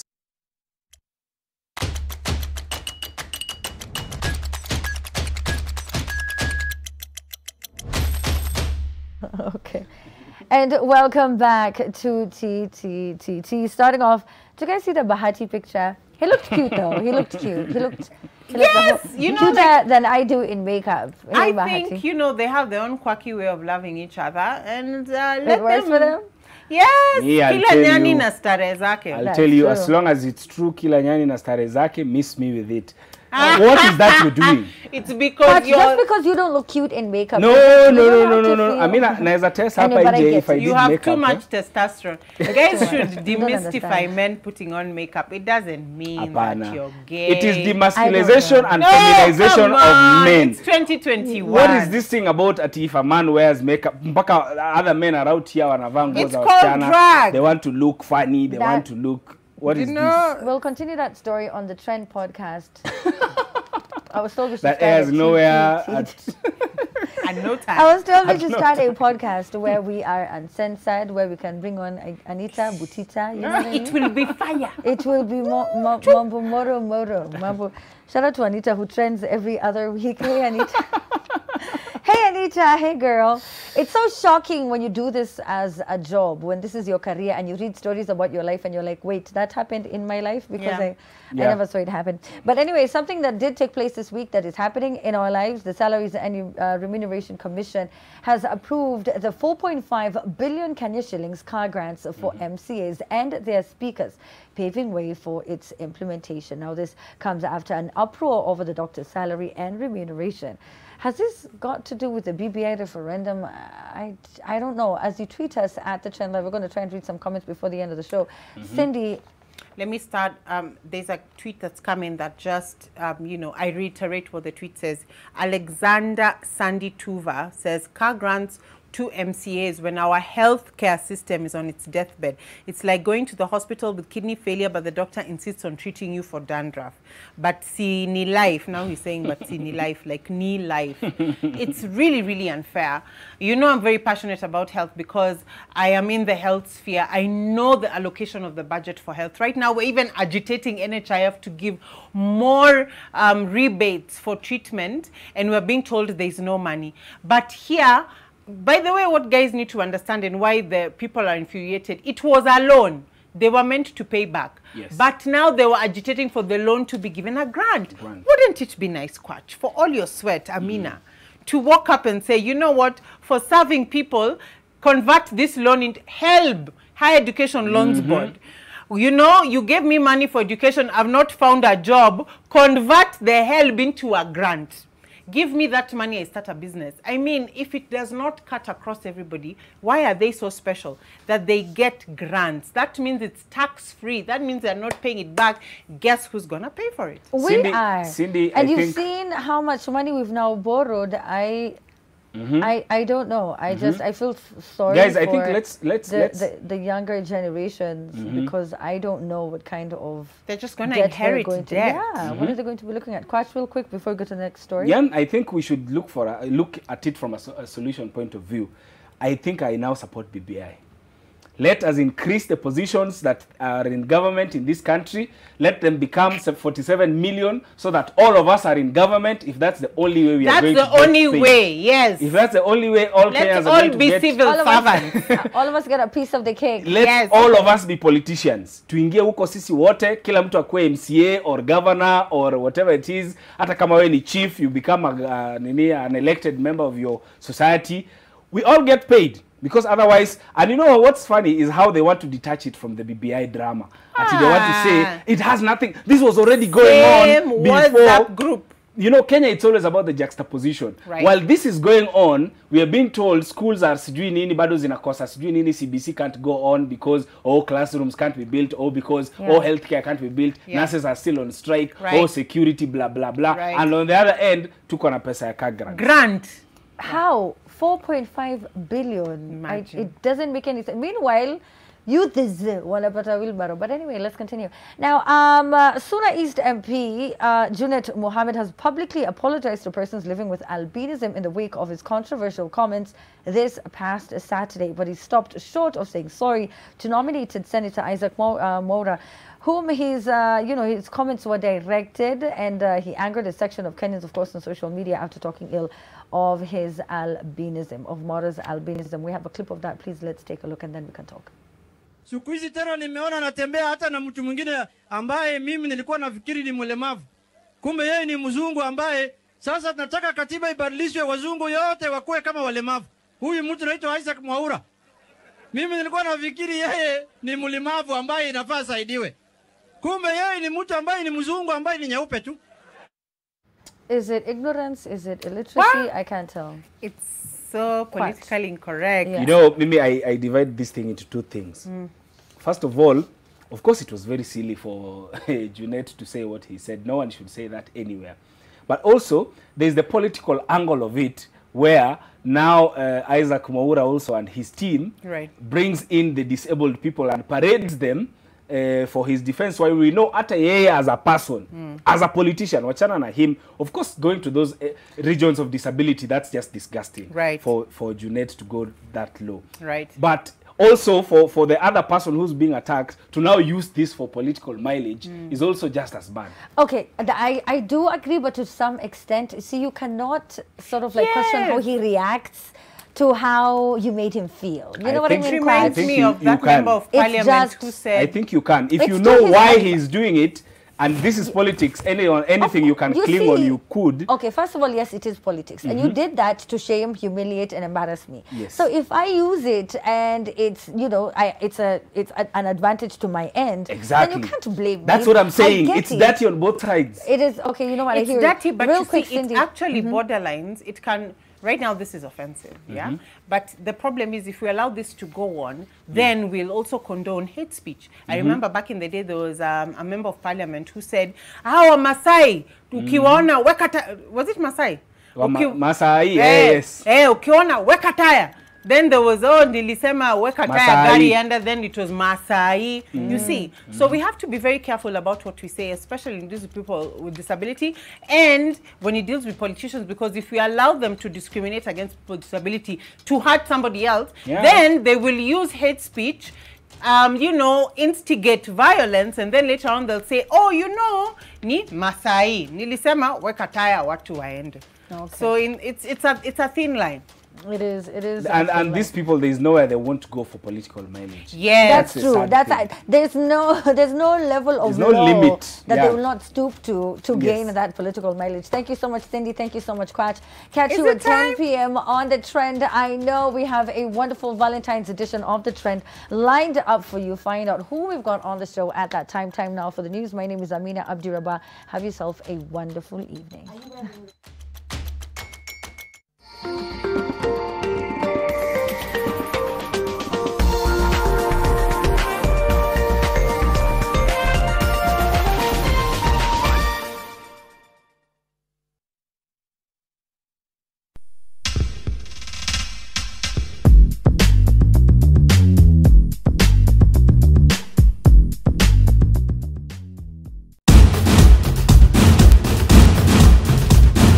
This is it, girls! No!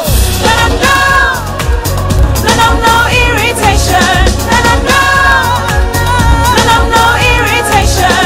We need a revolution! For the women who deserve more, Moped is now in Kenya and more than 40 countries. With its nylon-free surface, new Moped has unique softness and up to 100% protection. Your skin will love it.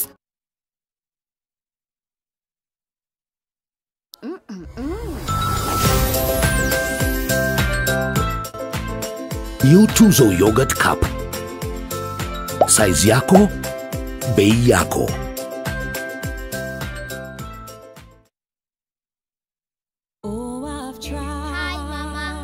From your first day at school to you captaining your soccer team, no matter how old you are, you'll always be my baby.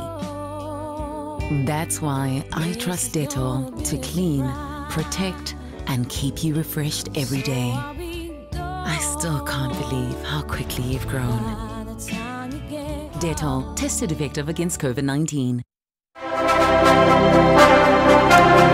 Make a date with us on Monday, 15th February as Magical Kenya launches a new set of Magical Kenya signature experiences.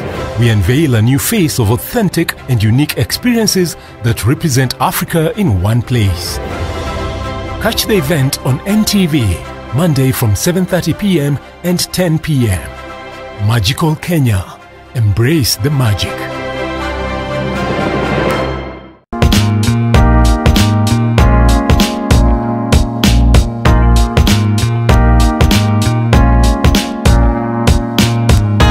Gauge Gauge 28 at 670 Kenya shillings. Gauge 30 at 370. Gauge 30 Med at 530. Royal Alu Zinc at 280 Kenya shillings. Call us today on 0722 638383. Royal Mabati Factory Limited. We are the best.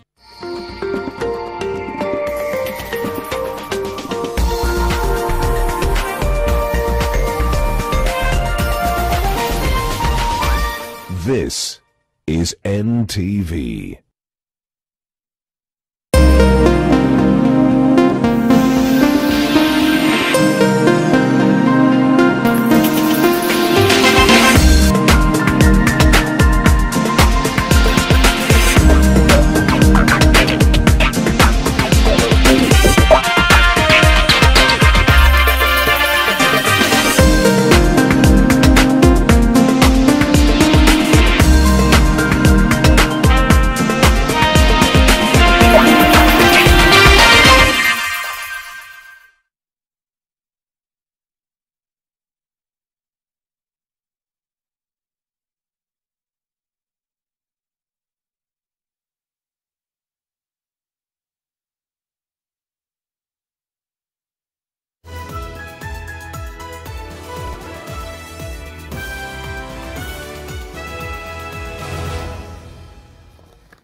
Hello there, glad you could join us for NTV Weekend Edition this Friday, 12th February 2021. The top stories. Tonight, the evolving and degenerating Uhuruto presidency. President Kenyatta now goes for the jugular. Unajua serikali ngapi Kenya hii? Ni moja ama ni mbili? Moja. Si ni moja? Si ni moja? Kama unataka uzuri wake, kae naye. Kama unataja ubaya wake, toka uache wale wengine waendelee. Wakati Uhuru Kenyatta alikuwa anahitaji rafiki wa kusimama na yeye, lakini mimi nilisimama na yeye wakati alikuwa anahitaji rafiki. Of friends, foes, fights and falsehoods. Also tonight, jitters over the actual date of COVID vaccine rollout in Kenya. COVID-19 vaccination program is still in course. It is still divided in 3 phases, as we had earlier informed you, and nothing has changed. We tell you of Kenya Airways vaccine delivery plans. And death and sorrow born of impunity. More bloodshed on the roads. Bibi yake akanipigia, akaniita mam, tumepata ajali na John ameraliwa na gari. Inamaanisha ilibeba watu 14 badala ya watu 8. 9 dead in Nakuru and another 2 in Kericho. Plus, Dani, to the State House. They say he sunk Kenyans into the Jubilee government troubles. Ni mjinga tu. Yule mtu mjinga tu. Anaweza jishikanisha mashida yake na Ben Githai. Not so much love there, but the day of lovers is coming and some love to hate it. It's Friday, so we keep up with the interwebs.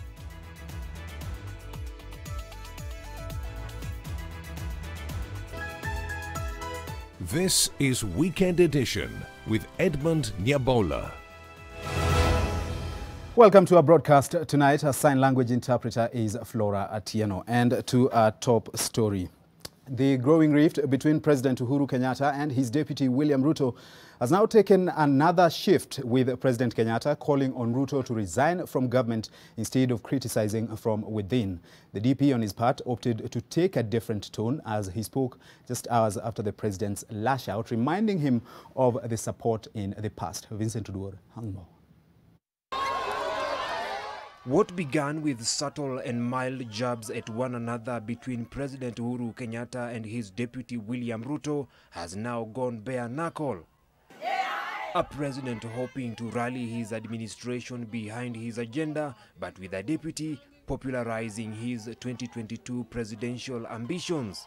A seemingly agitated President Kenyatta now urging Ruto to resign from government. Unakuja unasema kwa mdomo mmoja serikali ni mbaya, alafu kwa mdomo mwingine ati tumefanya kama serikali. Kwani serikali ni ngapi? Unajua serikali ngapi Kenya hii? Ni moja ama ni mbili? Moja. Si ni moja? Si ni moja? Kama unataka uzuri wake, kae naye. Kama unataja ubaya wake, toka uache wale wengine waendelee. Kitu ni moja, we are either together or we are apart.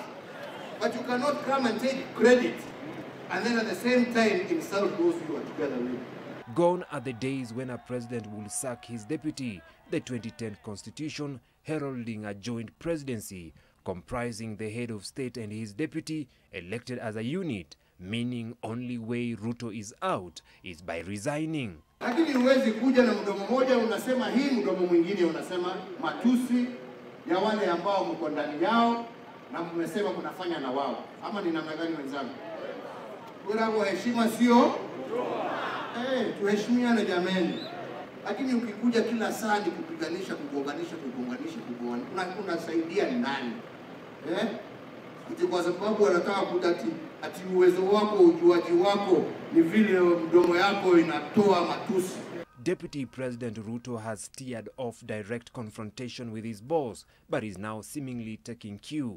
At a public gathering in Kiambaa, the DP took a trip down memory lane. Wakati Uhuru Kenyatta alikuwa anahitaji rafiki wa kusimama na yeye, wengine walisema yeye yako na kesi, wengine wakasema yeye hafai kwa sababu baba yake alikuwa rais, wengine wakasema hafai kwa sababu yeye ni mtu wa kutoka Central. Lakini mimi nilisimama na yeye wakati alikuwa anahitaji rafiki. Kama kuna rafiki Uhuru Kenyatta ako naye Kenya hii, kwa hawa watu wote wa kudandia na hawa wakitendawili na wale wa katikati, when Uhuru Kenyatta needed a friend to stand with him at the critical moment, we are the people who stood with him. At the center of this dispute is the 2022 succession. Mimi sio mtu anakuwa na vita na watu.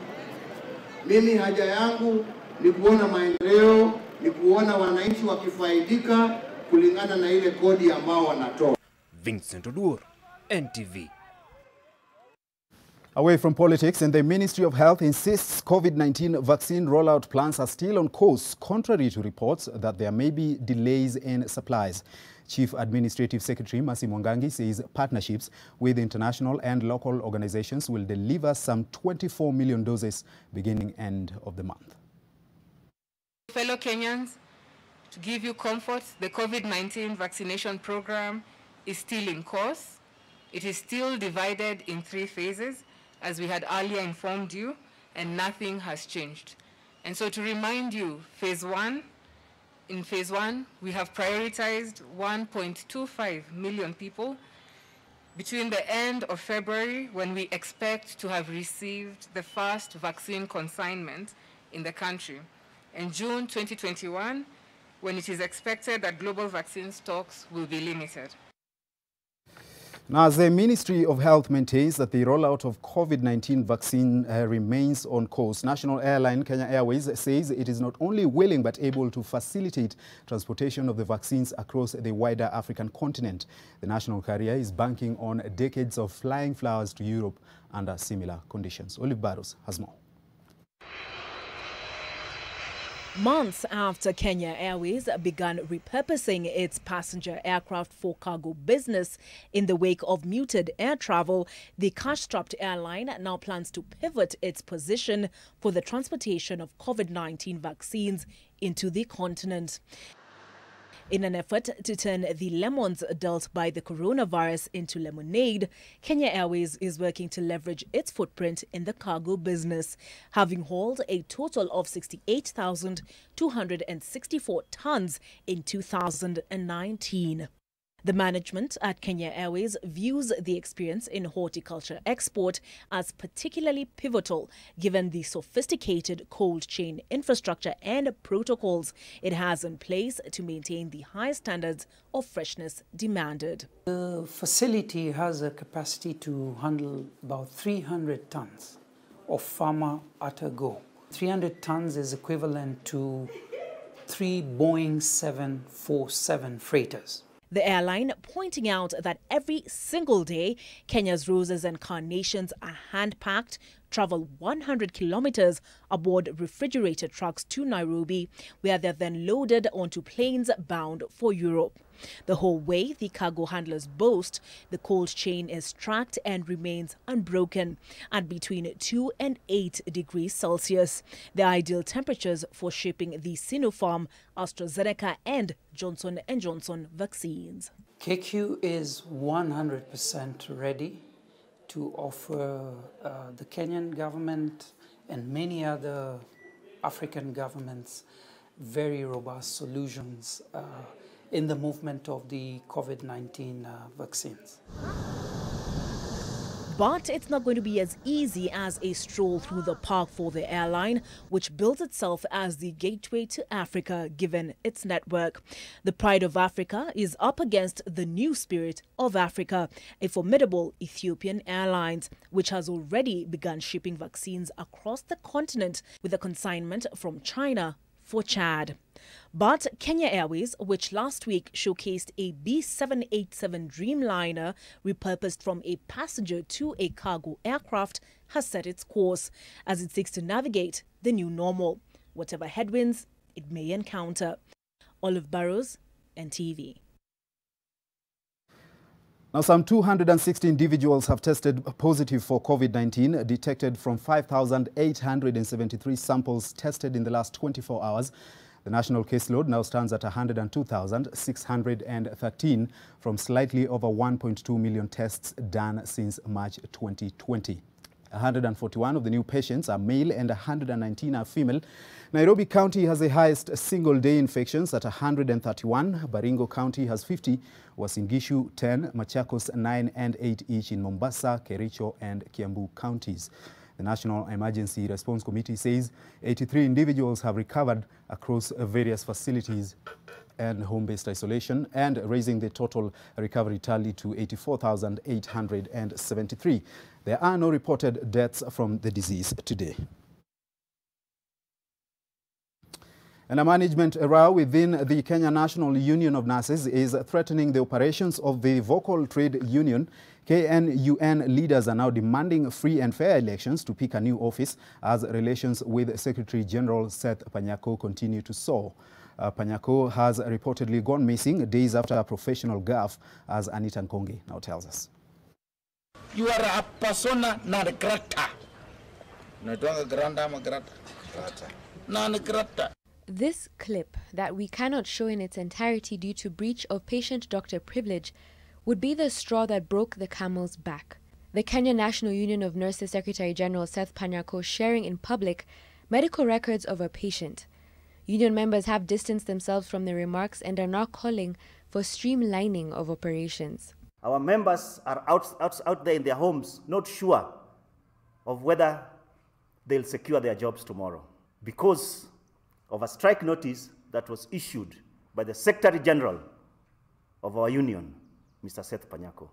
And now he's going into hiding. They're asking Panyako to come back. If he can't call off the strike, he let him come back and tell nurses the way forward on this issue of the strike. The nurses now want union elections in line with directive last year that directed all trade unions to begin formalizing mechanisms for an election in 2021. In ensuring transparency, the Medicare providers are demanding a list of the Electoral Board members conducting the polls and their credentials, and an audit report covering the last 7 years, amongst other requirements. Not only are nurses dealing with rifts within the union, but it would seem that they're living in a tale of two Kenyas, as the nurses call out what they say is the unfair distribution of funds. This coming in the middle of a strike in which the nurses have raised safety and welfare concerns. We want to be served equally. Doctors have been paid more risk allowance. Clinical officers the other day were awarded the same. And nurses have not been given. Who is at risk more than the other? And the fact that MCAs are getting a car grant is not helping, sparking fears that it may spark more requests from different public sectors. These recoveries that you're having, is it the MCAs that are making the Kenyans recover? It's not the MCAs. It's the health workers. And yet, you cannot give them something very small that they have asked for. We condemn SRC in the strongest terms possible. Nurses have stayed away from duty for close to 3 months now. Anita Nkonge, NTV. Now, impunity has been a snatcher of life, livelihoods and hopes on Kenyan roads, and this has shown its morbid face again and has been exposed by a crash in Gilgil where 9 people have died. A heavy freight vehicle was overtaking when it rammed a Nairobi-bound matatu. The accident happened while curfew hours were in force, and the matatu was carrying more passengers than legally permitted. Bridget Ngana has the details of the crash, as well as another one in Kericho County where 2 people died.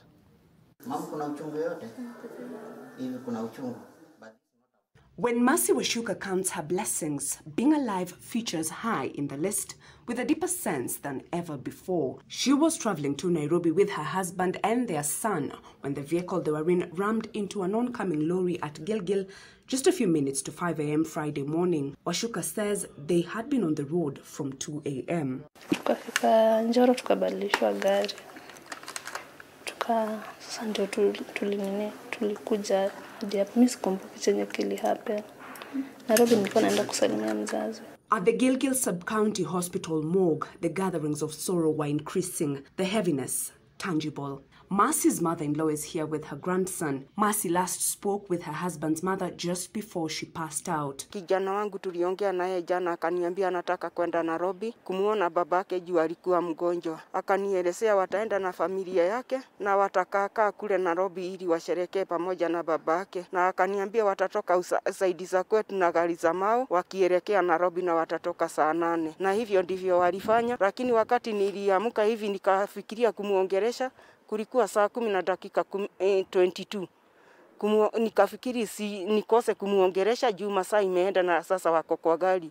Lakini haikufika saa 10:30. Bibi yake akanipigia, akaniita mam, tumepata ajali na John ameraliwa na gari. What Mercy did not initially know is that her husband is no more, and this is because of the recklessness and impunity on the roads, according to the police. Gari hii ya Prime Mover ilikuwa ina overtake magari zingine. Katika hiyo hali ya overtake magari zingine ikakutana na matatu, ikagongana ana kwa ana. Yote ambaye walikuwa pamoja na driver ilikuwa ni watu 15 kwa hiyo gari, ambaye ni makosa kubwa. Sijui kama waliona ni mapema asubuhi na curfew imetolewa. Wakaona saa hiyo pengine hakuna askari barabarani, wakaamua kubeba watu wengi zaidi.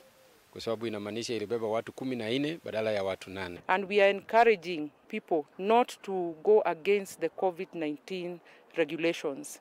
COVID is still with us and we are encouraging them not to overburden their vehicles. Many kilometers away, boda operators barricaded the Nakuru-Kericho road after 2 riders were killed in a morning collision with a vehicle at Brook Trading Center. Pumps inaanzia T research, alafu pumps ya pili iko Kericho Day. So it's a distance of about 2 kilometers na ni flat area. Hapa watu wanaumia, so tungeomba tu kabisa tunataka pumps hapa. Bridget Ngana, NTV, Nakuru. And we say a word of pole to the families and friends of those who've lost their lives in those 2 accidents. Now, a second wave of locust invasion has now hit 15 counties, and the Food and Agriculture Organization is warning that more swarms will cross the Ethiopian border into Kenya. FAO has been coordinating mitigation programs with fears that the niggling swarms may yet again destroy crops, as Rose Wangoi now tells us. A cloud of yellow flying insects blanket the skies. In Meru County, the locusts have attacked just as farmers are preparing for harvest. For affected farmers, rudimentary methods are the only way out, at least until spraying services get here. Food security remains a major concern. Ukiona iko namna hii ni leo na kesho kuto itakuwa imeisha. Hakuna kitu itakuwa, hakuna kitu itabaki. Juu huku kulikuwa na majani, hebu angalia chini. Ile tunatolea ng'ombe ilikuwa, lakini saa hii hakuna, imekula mpaka imekauka. 15 counties have been hit by a second and deadlier swarms flying in through Ethiopia and Somalia. In order to curtail breeding, ground and aerial control operations are focusing on locust nymphs before they mature and lay more eggs. In central Kenya, the Food and Agriculture Organization is using drones to spray a vast swarm of desert locust with pesticide. Each drone has the capacity to cover 22 acres per hour, operating for up to 10 hours a day and carry up to 16 liters of spray solution for every spray run. Although Kenya is well prepared to contain and battle the swarms in the second invasion, FAO says the threat is far from over. In 2020, around 2.5 million people across different livelihoods, farmers, agro-pastorists and pastorists were affected. Now, between December and what we forecast and anticipate until the long rain start April, May, we are talking about 3.5 million people in the region that will be impacted. Scientists are also warning that climatic and weather conditions may make things worse. As Kenya's heading into the rainy season, we've got immature swarms now. You know, if any of those little swarms do escape us and get into potential breeding areas, you know, that's reinfestation. The government has also established 8 control bases in Isiolo, Marsabit, Masinga, Garissa, Turkana, Mandera, Lamu and Taita Taveta to coordinate the desert locust management operations. Ruzongwe, NTV. It is 17 minutes past 9 o'clock. You are watching NTV Weekend Edition. We'll be back with more. Stay with us.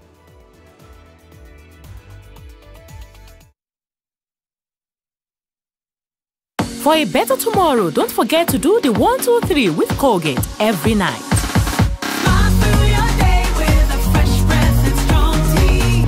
You have worked. The Ministry of Health would like to remind all Kenyans that coronavirus is still among us and that we must continue to adhere to all preventative measures to contain the spread of this deadly disease, including proper wearing of face masks. Avoid wearing your mask under your nose, under your chin, because this doesn't protect you. The droplets can still land in the environment and things can still land on your nose and mouth. Komesha Corona. Okoa maisha. Selena, don't get puzzled. She's my twin. I shine your toilet and I bathroom. So, is your bathroom clean? Yes! Presenting the new Harpic Bathroom Cleaner. Compared to ordinary detergents, its thick formulation gives you superior cleaning and kills 99.9% of germs and viruses all around the bathroom. Blue for the toilet. And red for the bathroom. Harpic Bathroom and Toilet Cleaner cleans and kills 99.9% of germs and viruses. With the Stay Soft refill, saving money is as easy as snip, pour, mix with water and shake. Stay Soft refill. It's 2 liters of Stay Soft for up to 30% less. Rock Industries brings you Rock Plastic with a variety of kitchenware, ranging from kitchen dishes, cups, plates, clothesline pegs, spoons, and even rulers for learners. All this coming in your preferred size, beautiful colors and texture, and our products are one shop away from where you are across the country. All Rock Industries Limited products are 100% virgin raw material that is cost-friendly. For these and more products, contact our offices on 0722 575619 or 0736-02-8181. You can also visit our offices in Industrial Area, Ndume Road, off Longa Longa Road, Nairobi.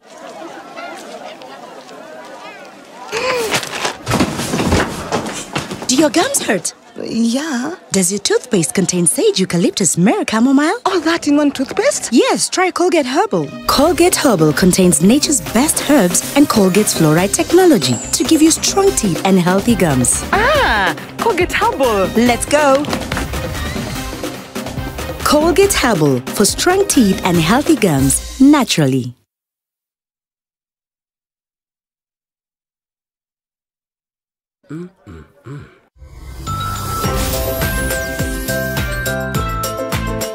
New Tuzo Yogurt Cup. Size yako, bei yako.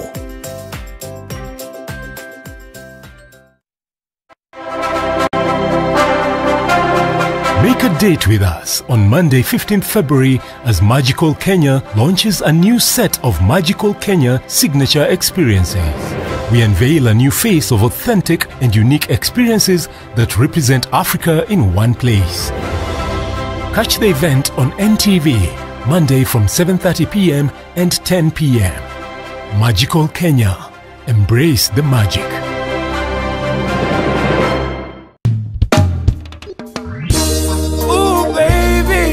said Rastaman ain't romantic, man. Rastaman sisi pia ni romantic sana. That's why this coming Saturday is all about the lovers rock. Mazengo mazote unajua za kilava, yani za mapenzi. But remember, we'll be holding a special edition just for you, only on NTV Jam Down. Valentine's edition.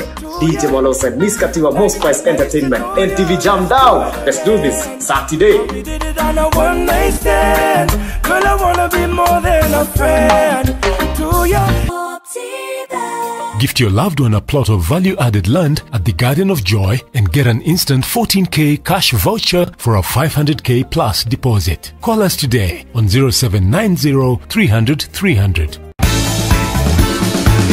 Karibuni sana Lotto. This is the money hour. Jina langu ni Beverly Nita. Kumbuka unachezea jackpot ya 25 million Kenya shillings. Jina langu ni Mike Makori. Hapa kukukumbusha 25 million Kenya shillings could be yours if you match your 6 lucky numbers to enter the mega jackpot draw. All you have to do is play any amount from 50 shillings to 1,000 Kenya shillings, known as a jishindia, yani ile juu jackpot ya 25 million Kenya shillings. Kumbuka pia thousands of other cash prizes are up for grabs in the second chance lucky draw. Kucheza ni rahisi. All you have to do is weke between 50 bob to 1,000 Kenya shillings, pay bill number 77700, alafu tunakuambia kila laheri.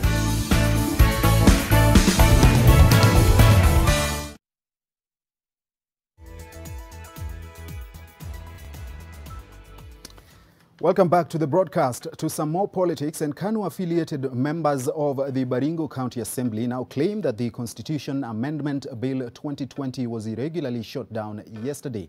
The KANU MCAs accuse Deputy President William Ruto-leaning MCAs of rushing to table the bill without following due process, including public participation. On the other hand, Jubilee MCAs have lauded members for shooting down the debate, or rather the bill, terming it as the will of the people of Baringo.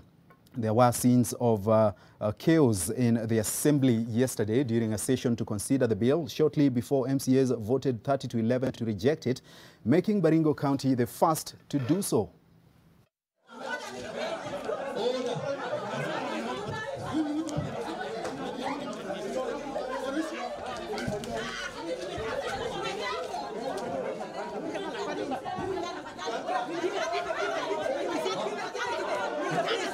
Our standing orders are very clear that every bill before it's tabled, it has to undergo public participation, so that now what we bring on the table is a report. We protested that this matter should go to the people of Baringo through public participation.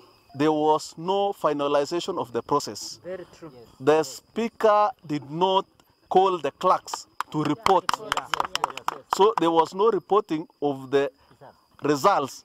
And what the speaker or anybody purporting to have read is just, these are fake results. So there was a commotion, but something that was never captured by the cameras, and that is the reason why this lie is going round, is that within the commotion, and when the tear gas thing subsided a little bit, we still came back to the assembly.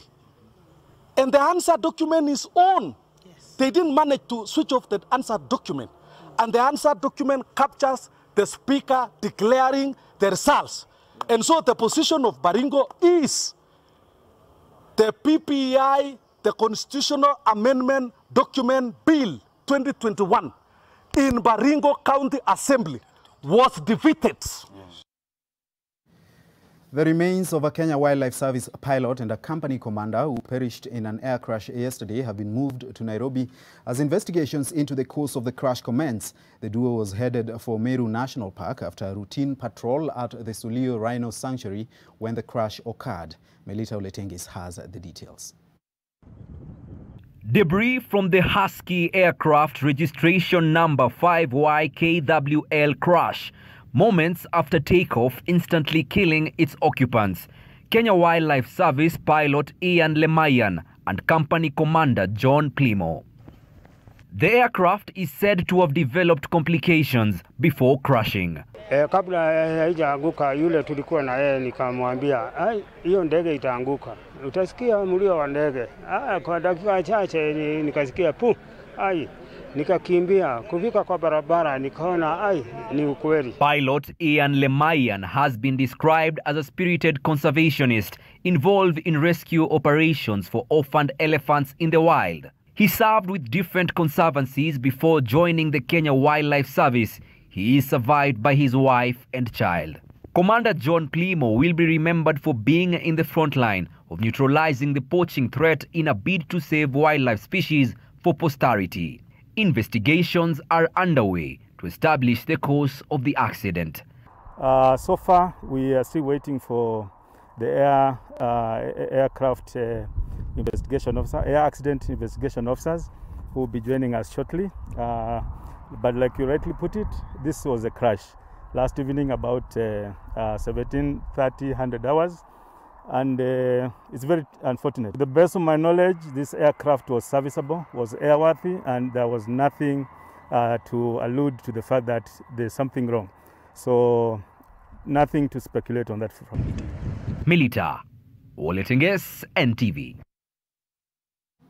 May their souls rest in eternal quiet. We take another short break on NTV Weekend Edition. When we come back, Dan Mwangi has the day's business. Please stay with us.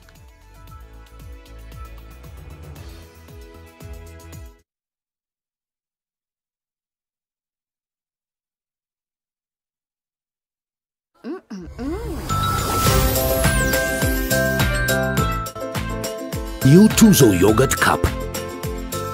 Size yako, bei yako.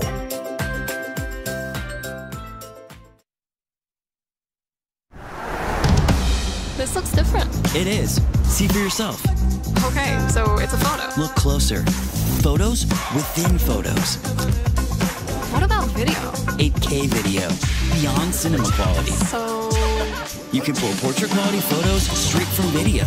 But will it last the whole trip? Battery for the whole trip and the way back. This is different. Told you.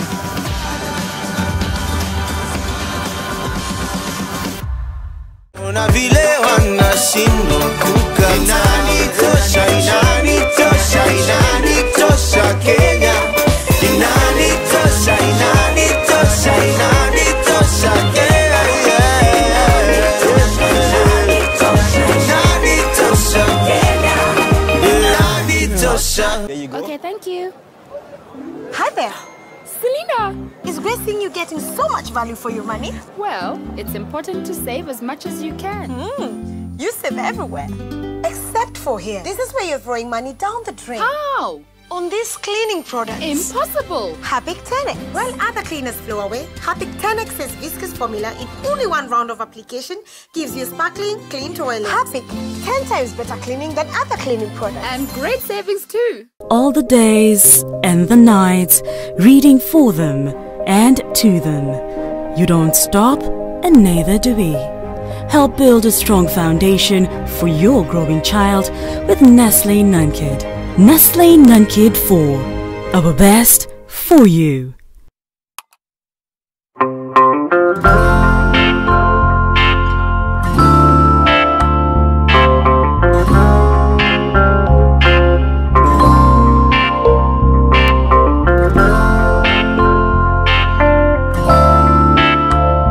Breaking news from Molfix. Let's see what they're developing right now.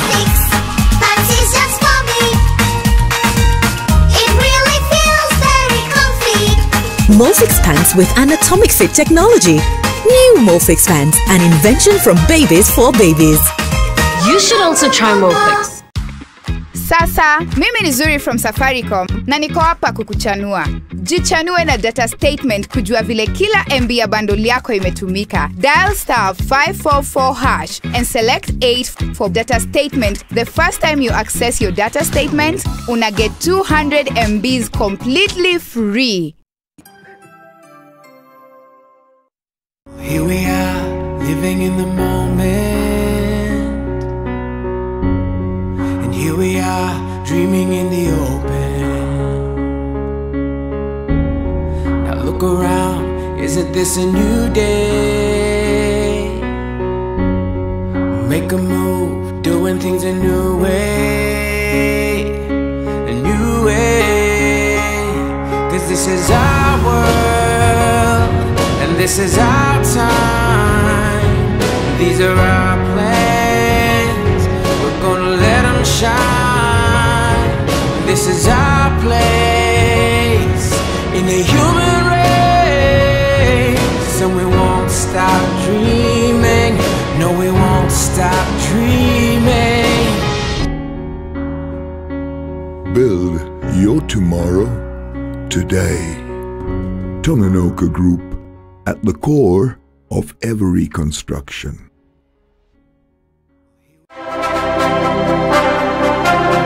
Make a date with us on Monday 15th February as Magical Kenya launches a new set of Magical Kenya signature experiences. We unveil a new face of authentic and unique experiences that represent Africa in one place. Catch the event on NTV, Monday from 7:30 p.m. and 10 p.m. Magical Kenya. Embrace the magic.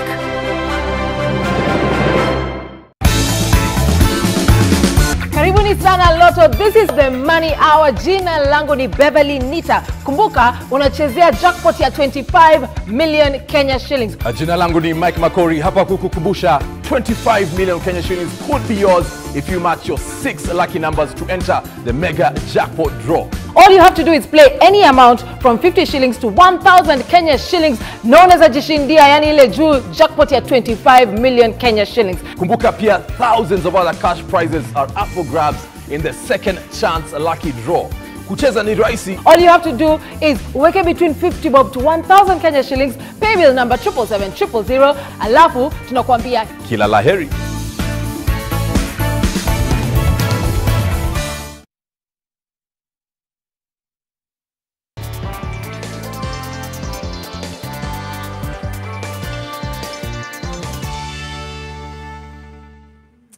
Good evening and welcome to NTV Business. I'm Dan Mwangi. Now, the national budget for the financial year between July 2021 and June 2022 will now be 41.2 billion shillings larger than early projected. This follows the publication of the final budget policy statement, which projects the aggregate expenditure for the next financial year at 3.01 trillion shillings compared to the 2.97 trillion shillings projected just a month ago. Julian Samboko has the details. The Wednesday, 10th February 2021 Intergovernmental Budget and Economic Council meeting, which saw the National Treasury, the Council of Governors and the Commission on Revenue Allocation arrive at a consensus regarding an increase in counties' allocation, is the main reason why the budget for the next financial year will be larger than earlier projected.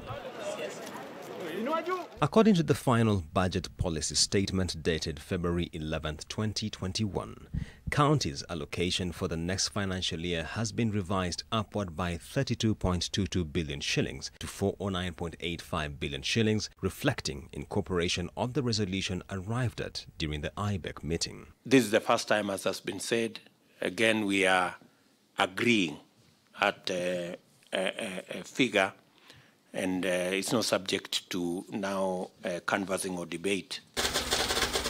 Another major increase in the budget for the next financial year has been made in recurrent spending, which has been revised upward from 1.96 trillion shillings to 1.98 trillion shillings.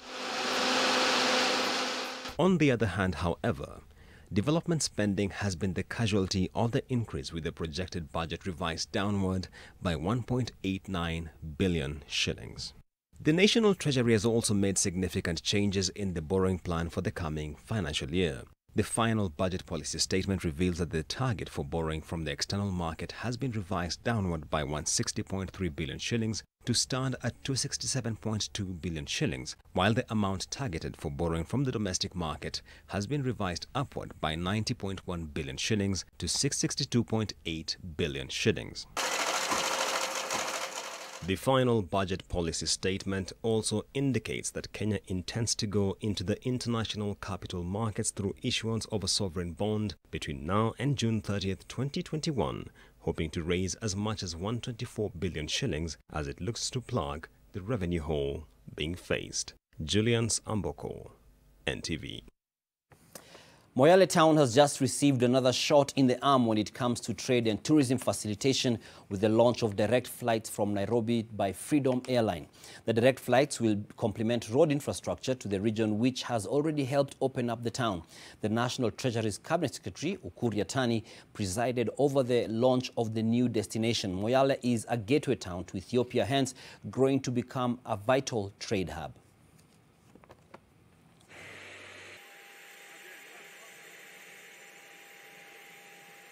We have seen there's a market for tourism in this area, the Upper Eastern. So that is why we have started to connect the Upper Eastern with the Central Kenya, inshallah. We have a very good airstrip. Order airstrip is very good, and the government is planning also to improve even further, so that to accommodate more airlines and for the safety of the people who are using the airstrip. The worst times are over now. The COVID season is over. From National Treasury, things are getting better, revenue is increasing, business coming back to normal, and expansion of these services will go a long way in opening up this country. Storage capacity, camera quality, design and display are some of the features that smartphone users currently consider when they are shopping for new handsets in the competitive Kenyan smartphone market. According to Charles Kemari, who's the head of integrated mobile at Samsung Electronics East Africa, demand for devices with a high memory capacity has grown by over 30% over the last 1 year. Consumers who pre-ordered the Galaxy S21 range of devices that were launched in January showed more preference to devices with powerful cameras. The electronics manufacturer has also unveiled the 2021 A-series range of devices that are targeted at consumers who are looking to purchase more affordable smartphones. Choice is very important, so that's why we are looking at colors being a very critical factor, and the third part is the camera. The camera continuously has been Samsung's king performance, so we intend to continue enhancing this, and S21 Ultra has the best camera of its type in this particular market. So I think we are on the right track. We will keep observing consumer trends and adapt their VOC, their voice to the particular device changes. Because technology is not static. Technology keeps changing, and consumers have upgraded preferences. Consumers would like to have a product that will take them to the next level. So while we churn out devices at least twice a year or once a year, is to catch up and keep up with the technology. We've collected a lot of voice of consumers from the market, and we are able to impact this into a device that is required. That's it for business. He just spoke about the trends. There'll be the trend tonight, a very interesting one. I can see the setup out there, but before we get there, Edwin Jabola will have more for you. I'm done. Good night.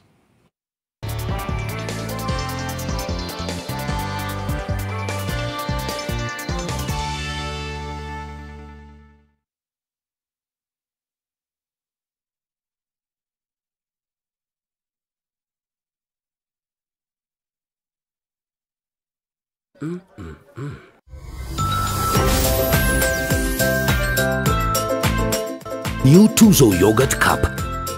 Size yako, bei yako.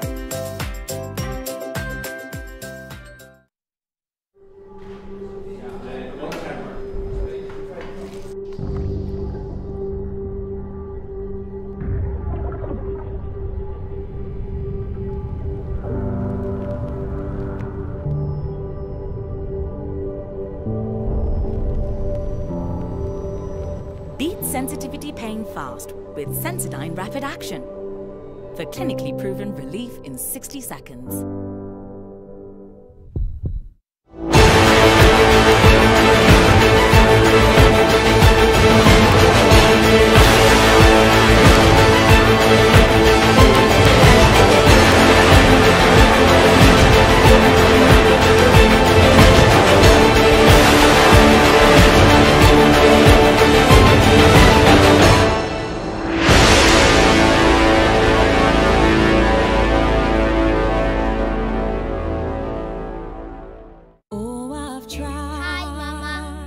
From your first day at school to you captaining your soccer team, no matter how old you are you'll always be my baby.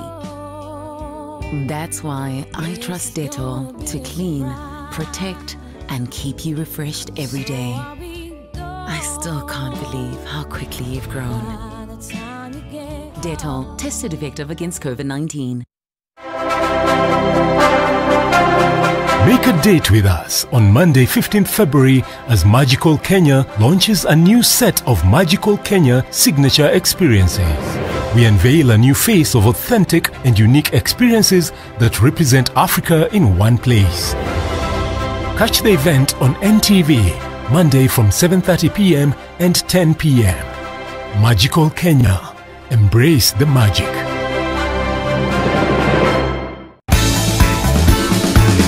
Karibuni sana Lotto. This is the Money Hour. Jina langu ni Beverly Nita. Kumbuka unachezea jackpot ya 25 million Kenya shillings. Jina langu ni Mike Makori, hapa kukukumbusha 25 million Kenya shillings could be yours if you match your 6 lucky numbers to enter the mega jackpot draw. All you have to do is play any amount from 50 shillings to 1,000 Kenya shillings, known as a jishindia, yani ile juu jackpot ya 25 million Kenya shillings. Kumbuka pia thousands of other cash prizes are up for grabs in the second chance lucky draw. Kucheza ni rahisi. All you have to do is weke between 50 bob to 1,000 Kenya shillings, pay bill number 77700, alafu tunakuambia kila laheri.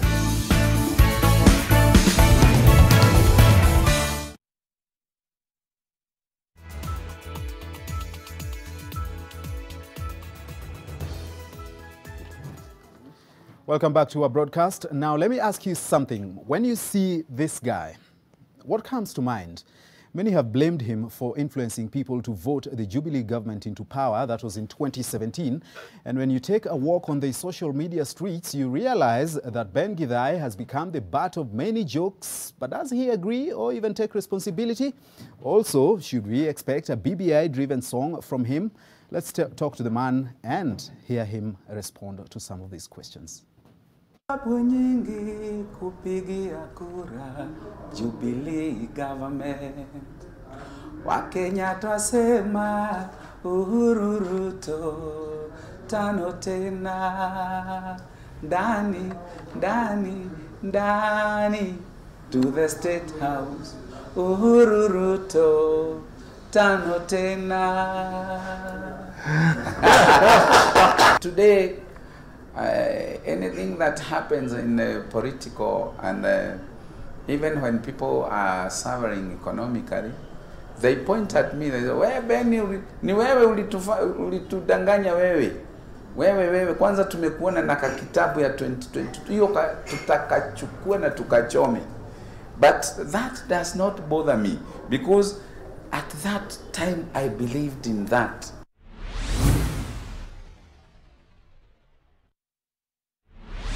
Ya, wacha nijibu hiyo swali vizuri. Ni mjinga tu. Yule mtu mjinga tu anaweza jishikanisha mashida yake na Ben Githai. Kwa sababu mimi niliimba wimbo, wewe uikubali ama uikatae.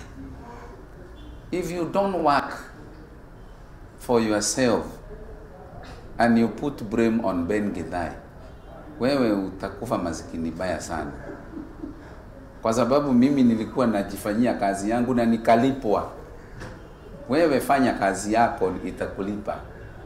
Usipatane na mashinda huko chini useme ni ukikosa kusema ni Ben Githai, utatafuta ni Uhuru, utatafuta ni baba yako, utatafuta ni mama yako na utarudi nyumbani. So work for yourself, waache kublame watu. Mimi nilikuwa nafanya kazi yangu na nitaendelea kuifanya. Wewe jifanyie kazi. Ile mashida iko Kenya hii na iko dunia hii. Ni wewe tu unaweza itatua. Make a difference in your life. Don't blame people. Sasa inamaanisha ukapatiwa opportunity ya kuimba hiyo wimbo tena utaimba? Mimi nitaimba tu kwa sababu as I said earlier, what I sing is what I believe in. When I say Jesus is the Savior, I mean it. And when I said Uhuru Ruto tano tena, I meant it. Now if I say BBI, I'll mean it. Because I'm serious about what I do. And I don't just do it because of money, but I love money so much.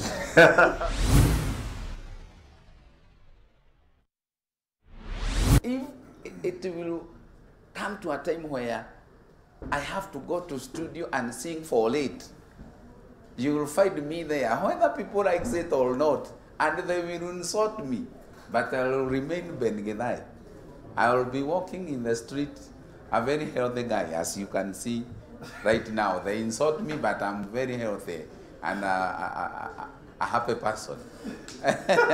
Do I look like I'm having stress? Tabia he, tabia baya, tabia baya, tabia baya sana. Wale watu wanatusengenya huko tu kwa mitandao, sijui nini tulifanya. Utapata wengine nani wa Kristo na hawaoni haya wakisengenya, waharibu kanisa, tabia baya, waharibu kanisa, tabia baya sana. Interesting sentiments there from Ben Gidai. Now, Valentine's Day is less than 30 hours away, and the interwebs have been preparing for this day. Then there is the car grant for MCAs in the Building Bridges Initiative process, as it has been called. Now, the netizens also have something to say about that, as Sydney Chazima has been engaging them and now tickles our funny bone a bit.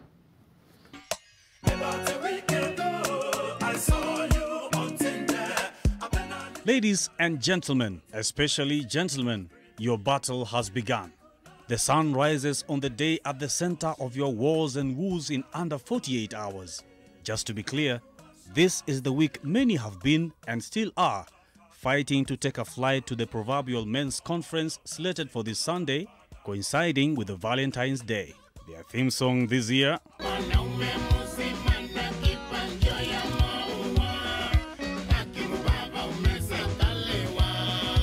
it doesn't stop there. A letter has been drafted seeking the president to order a lockdown on the said day. Nakwambia upuzi ambao uko Kenya ni mwingi sana. Some men are single, some happily married, but for the likes, shares and retweets, they say they will be at the alleged conference.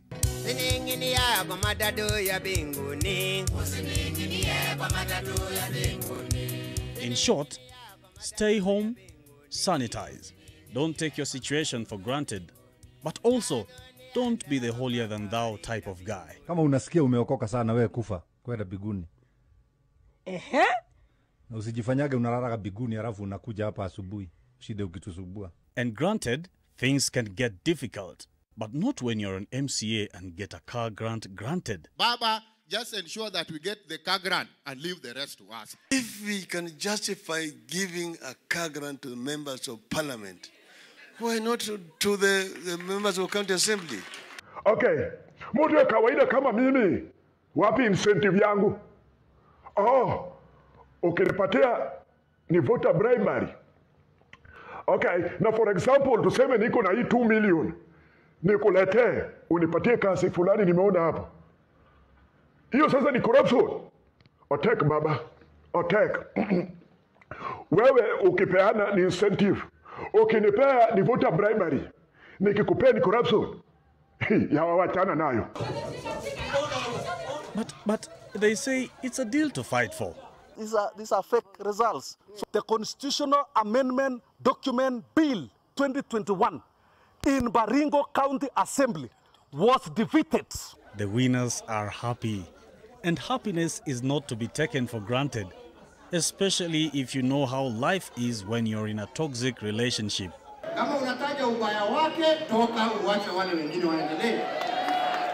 Kitu ni moja, we are either together or we are apart. Uhuru wetu alikuwa na tabu kubwa ya hiyo mwanaume. Hamuoni kitabu ya Uhuru imekuwa sawa? Mumeona kitabu ya Uhuru imekuwa sawa? One lesson here is let your words and your actions not be at crossroads. Sydney Chazima, NTV. My picture is missing in that list of attendees of the men's conference this Sunday, and I suspect Seth Olale has something to do with that. Gentlemen, I am coming, whether you like it or not. Let's take another quick breather. When we come back, Ida Waringa has the day's sports.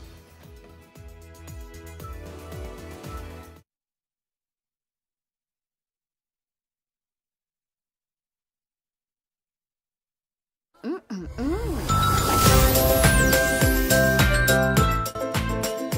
Tuzo Yogurt Cup. Size yako, bei yako.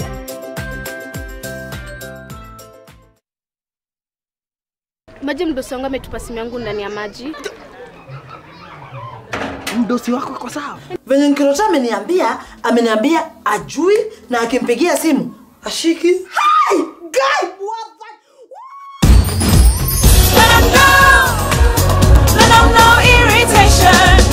For the women who deserve more, Moped is now in Kenya and more than 40 countries. With its nylon-free surface, new Moped has unique softness and up to 100% protection. Your skin will love it.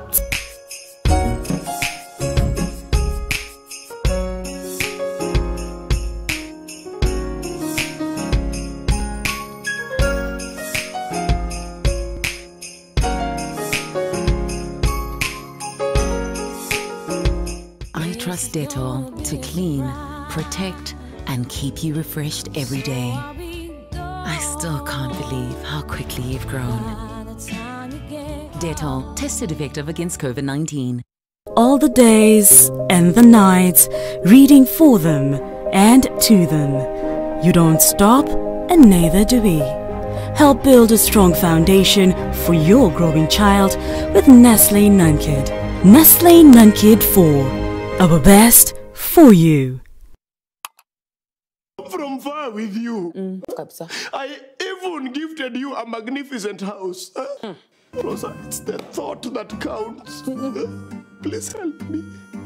When it comes to fever, you need to be both. Panadol Baby and Infant starts to work on fever in 15 minutes and is gentle on the tummy. Panadol Baby and Infant, tough on fever, gentle on your child. Ooh, baby. He said Rastaman ain't romantic, man. Rastaman sisi pia ni wa romantic sana. That's why this coming Saturday is all about the lovers rock. Mazengo mazote unajua za kilava, yani za mapenzi. But remember, we'll be holding a special edition just for you, only on NTV Jam Down. Valentine's edition. DJ Malosa and Miss Kativa, Most Price Entertainment. NTV Jam Down. Let's do this Saturday. We did it on a one night stand. Girl, I wanna be more than a friend to you. Gift your loved one a plot of value-added land at the Garden of Joy and get an instant 14K cash voucher for a 500K plus deposit. Call us today on 0790 300 300. Make a date with us on Monday 15th February as Magical Kenya launches a new set of Magical Kenya signature experiences. We unveil a new face of authentic and unique experiences that represent Africa in one place. Catch the event on NTV, Monday from 7:30 p.m. and 10 p.m. Magical Kenya. Embrace the magic.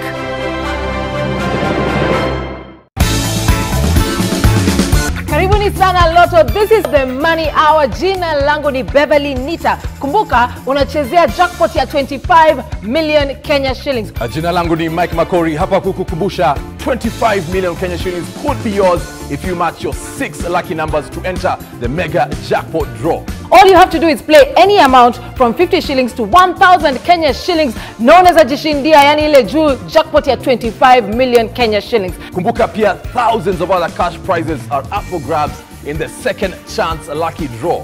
Kucheza ni rahisi. All you have to do is weke between 50 bob to 1,000 Kenya shillings, pay bill number 77700, alafu tunakuambia kila laheri.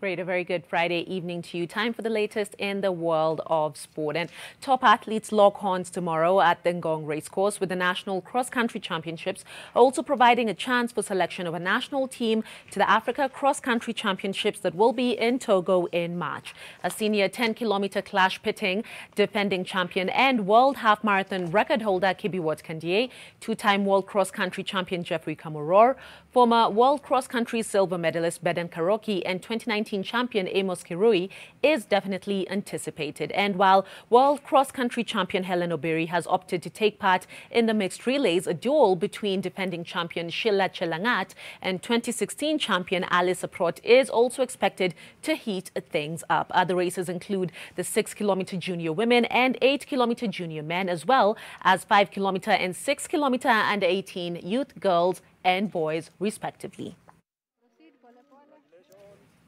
Definitely keeping tabs on that tomorrow. Even as Team Kenya focuses on the Tokyo Olympics, efforts are already underway for the 2022 Commonwealth Games in Birmingham, UK, with the national badminton team training for the first set of qualifiers in Uganda later in February. 18 players will travel to Kampala, 14 on government sponsorship and 4 sponsored by well-wishers. After the Badminton Kenya Federation held 2 competitions to select players. The team will take part across 4 disciplines: the men's singles, women's singles, the women doubles and the mixed doubles. Unfortunately, the men's doubles, in which Kenya won a medal in the last edition, has been cancelled. The Uganda tournament is part of 9 tournaments needed to gather points for the Games qualification. Kenya needs to be in the top 14 amongst the Commonwealth countries to qualify.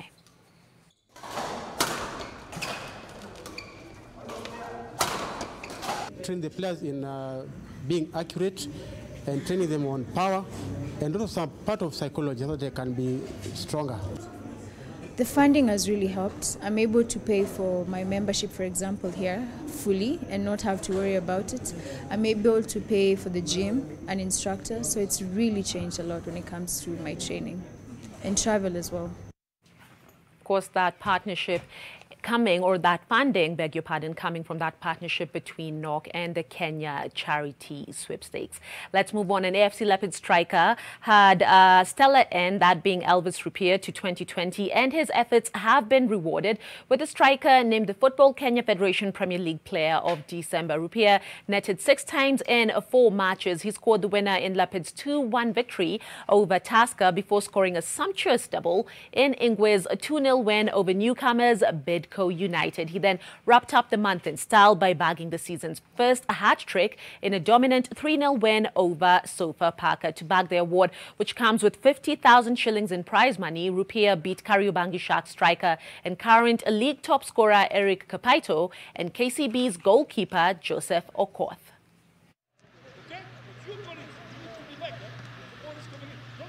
Mimi kupiga magoli na timu kuperform poa ni unity yenye liko kwa kiwanja na set player makochi pia. No, already in an individual way, it's good for him already.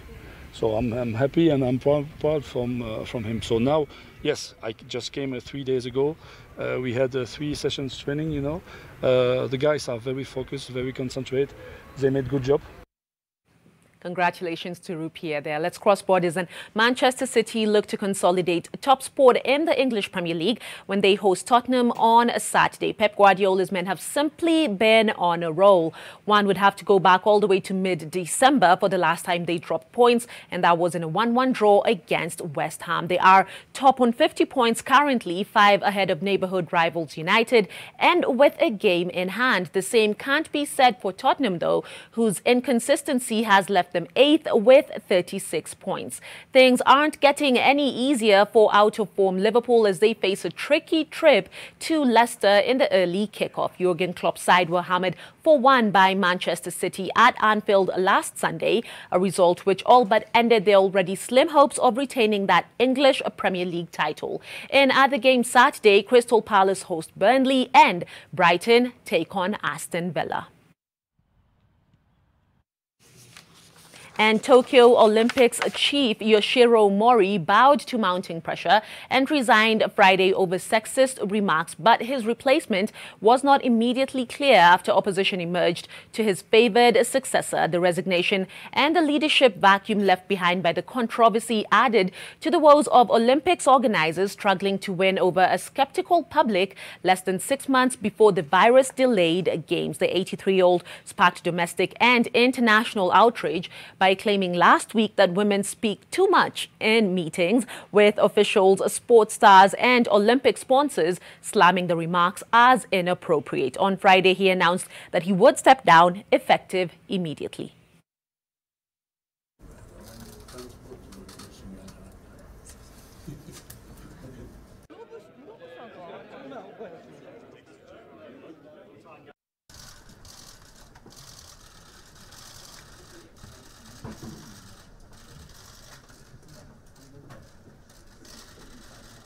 東京新聞の原田です。よろしくお願いします。延期のシナリオも検討するということなんですけども、その際に追加 And of course, that does it for sport. I'm curious to know what Edmund thinks about that last story. Let's just say you do not say things like that when you're anyone whatsoever. You know, it just doesn't matter. Such things are not to be said, and especially someone who holds that position. Exactly, and in the current climate the world is going through. So yeah. Looking forward to the games. However, that's all we had for you on this Friday, the 12th of February 2021. Thank you so much for making time for NTV Weekend Edition. My name is Edmund Nyebola. Ida Warenga, do enjoy your evening. Do have a lovely night.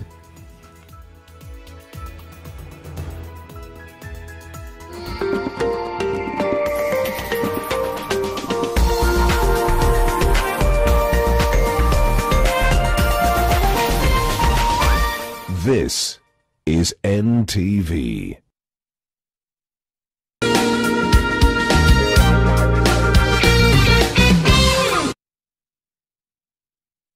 Presenting the new Harpic bathroom cleaner. Compared to ordinary detergents, its thick formulation gives you superior cleaning and kills 99.9% of germs and viruses all around the bathroom. Blue for the toilet and red for the bathroom.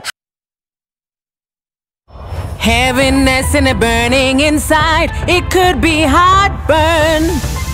Indigestion and heartburn? Eno gets to work in 6 seconds and works on the 6 symptoms of heartburn so you can keep living life non-stop. Eno, fight heartburn and indigestion fast. Parenting is all about learning when to be tough and when to be gentle. Tough, gentle. But when it comes to fever, you need to be both. Panadol Baby and